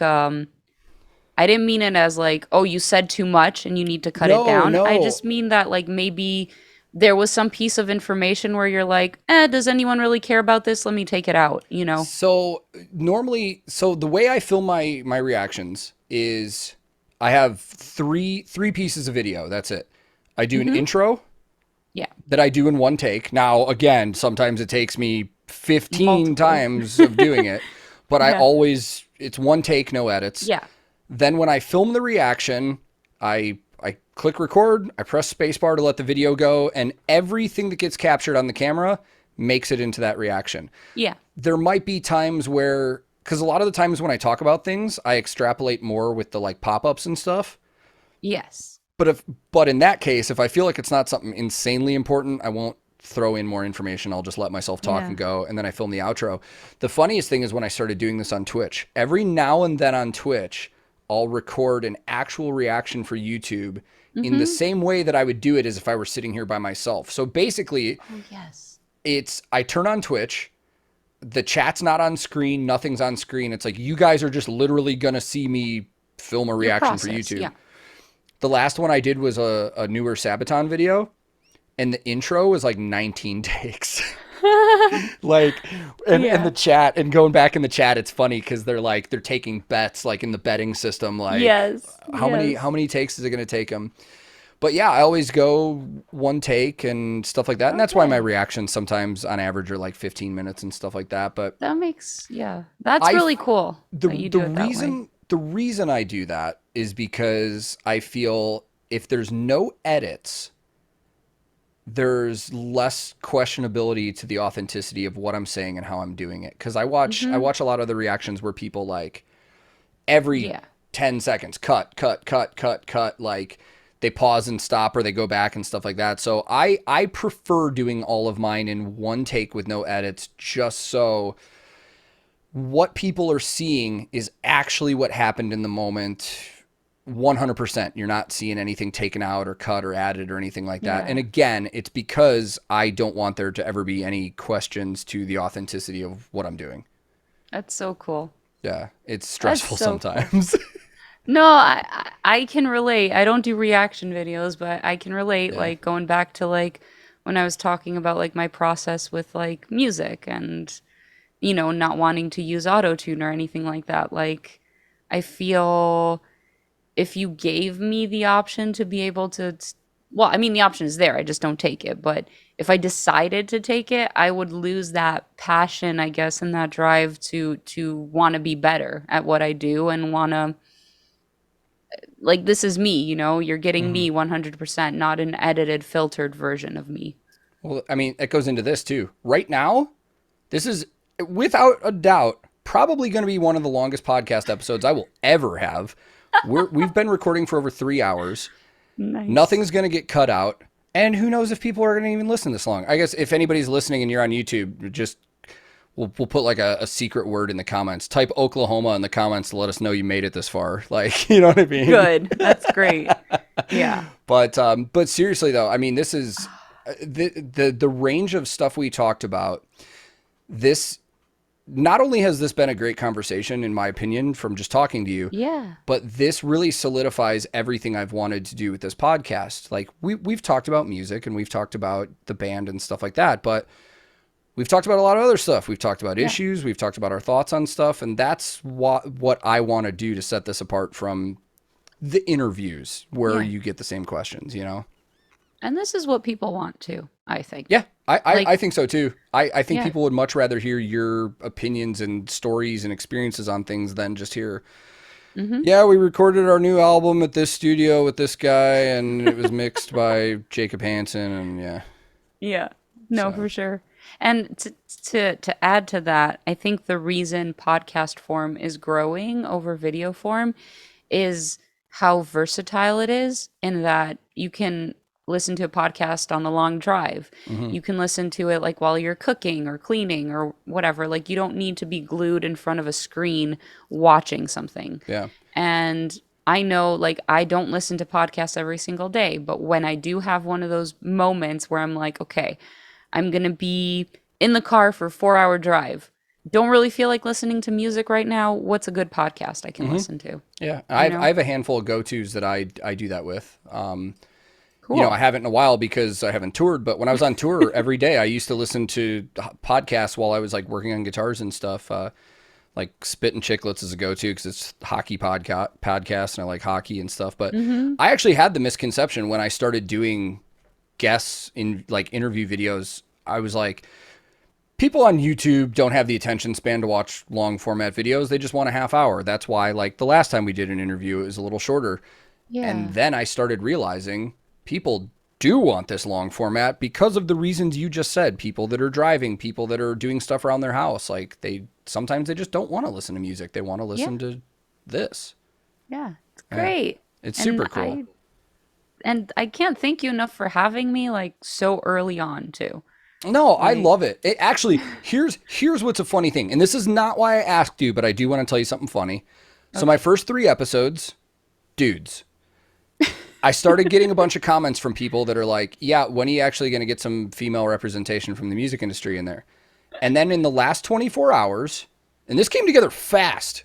You and I talked from when we're filming right now, we messaged each other at about this time 24 hours ago, like, hey, you want to do this? Now, I had already wanted you back on here, but in the last 24 hours, we've done this. I've got Sarah Blackwood from Walk Off the Earth coming on here. I've got Maria from Future Palace coming on here. And then I've got like 3 other holds from PR people on other like female musicians that are going to come on here. So it's like, all right, guys, you asked for less dudes. You're getting about 8 women in a row now. So nice. It's Ask pretty and you awesome. shall receive. Yeah. But I honestly, like, you and I have already had that rapport from doing one before, and we've been on each other's streams. So I just figured this would be fun to, Yeah. have people back. Friday, I'm going to be filming an episode with Grant from Unleash the Archers. And again, that's somebody that's been on the channel. That's somebody who I talk to offline quite a bit. Like, it'll just be fun to do an episode like this of us just talking about whatever. Yeah, when there's that familiarity too, I find it's a bit easier. And, going back to something I said earlier in this conversation, sometimes 2 people just, you just kind of know. Like that 30-minute talk that we had, I knew that, like, if you and I sat down, we could talk for like 6, 7, 8 hours. For sure. Yeah. it's funny now too, because I'm going to have people back that early on, I had an interview with Tom England from Evergrey. And I was, if I go back and watch that interview now, I looked like a nervous, scared child. Aw. Because it was early on YouTube. I didn't have that comfortability level yet. And it's Tom. So now I want to have him back for an episode of this and we can talk, because I feel like it will be vastly different from the first time because of not only we have that rapport, but I'm more comfortable doing this with people now, you know? Yeah. What if you went back and you renamed that 30-minute segment of yours and you called it something like Breaking the Ice or whatever? That's actually a great idea. Yeah. That's actually a really good idea. And it's like a lot of people have actually asked me to take those episodes and put them on, like, make them a part of this podcast, but I was like, I don't want to do that because I wanted this to be its own new separate thing. It's its own branded thing. And already it's been crazy. I mean, this will be the 4th episode that'll come out. And this doesn't even include YouTube. This is just from the analytics from the podcast end of it. There's already like people from like 30 countries listening, and there's been like so many downloads. It's just, it's exciting and it's cool. Yeah. Like, I never in a million years would have thought that anybody would have cared about anything I would have to say on this kind of level. You know what I mean? Like, Oh, I know all too well what that feels like. yeah. It's nice. Yeah. But anyways, we have been here for almost 3.5 hours. This was fantastic though, to be honest. It does not feel like that long. No. But for you guys, with the Agonist coming up on tour at the end of this month, you guys have the Juno Awards coming up. Best of luck with that one. And even if you don't win, I mean, congratulations. Being nominated for something like that is awesome. And then for everybody that's listening, I would highly recommend checking out Vicky's other band, Sicksense. You'll be able to find a reaction to that on my channel very soon. Oh, I can't wait to see what you guys do with that, because that's going to be super, super cool. awesome. And also, for those of you checking this out on YouTube, I'll throw links to Vicky's Twitch and social media and all that. How often are you streaming? You're on there pretty frequently from what I see. Yeah, I've been doing 3 streams a week, so Monday, Wednesday, Friday. And when I'm at home, they're pretty like specific. Like Friday nights are always my performance, like come and request a song from my list, original, covers, anything. And then the other 2 have just been kind of random, like maybe today we're recording, maybe we're practicing, maybe we're watching videos. I'm not actually like a reaction channel, but sometimes I share my opinions, you know? But just because of the tour now, all of my Monday and Wednesday streams have been like tour practice. So today, for example, before this interview, I went on Twitch for 2.5 hours and I practiced our set. Nice. I wish I would have saw that actually. I was probably changing diapers and feeding Ingrid. Yeah. But that will be changing. So like every time, because when I leave, this was like, you know how you were talking about your tour setup? Yeah. Mobile setup? Yeah. So I've been like slowly investing in that. So my first thing was I got a new laptop like 6 months ago. So I am going to be streaming from the road. So that's exciting. Very cool. Well, I'll make sure all those links are in the description of the video for everybody to check out. And again, I cannot thank you so much for doing this. This was just fun to just sit down and just have more time with you and just talk about a lot of random stuff. Same. So, well, best of luck on the tour. I hope you guys stay safe and everything goes well. I'm going to try, I think the closest date to me is somewhere in Georgia, which is kind of a drive, but that's pretty far, isn't it? Yeah, if I know, and it's not even Atlanta, it's like Jonesboro, which is even further. So, but if I find one that's like way closer, I'm going to try and come out and see you guys for sure. And then when I'm in Joliet in, I think it's October, I will hit you up, and I would love to have you and Robbie out to come hang on that date too. Yeah. I mean, if I'm in Chicago, anytime you come anywhere near close, we'll definitely be there. So for sure. Awesome. Yeah. Well, thank you again. Have a wonderful, wonderful night, and I'm sure I'll talk to you soon. Yeah. Thank you so much. This was awesome. See you, Vicky. Thank you again. Bye. Longest podcast episode ever. That was fantastic, man. I haven't checked the official time on that right now, but I assume that's going to be close to 3.5 hours, at least 3, which as of right now is the longest episode of this podcast we've had. But it was great, man. There was a lot of cool conversation in this.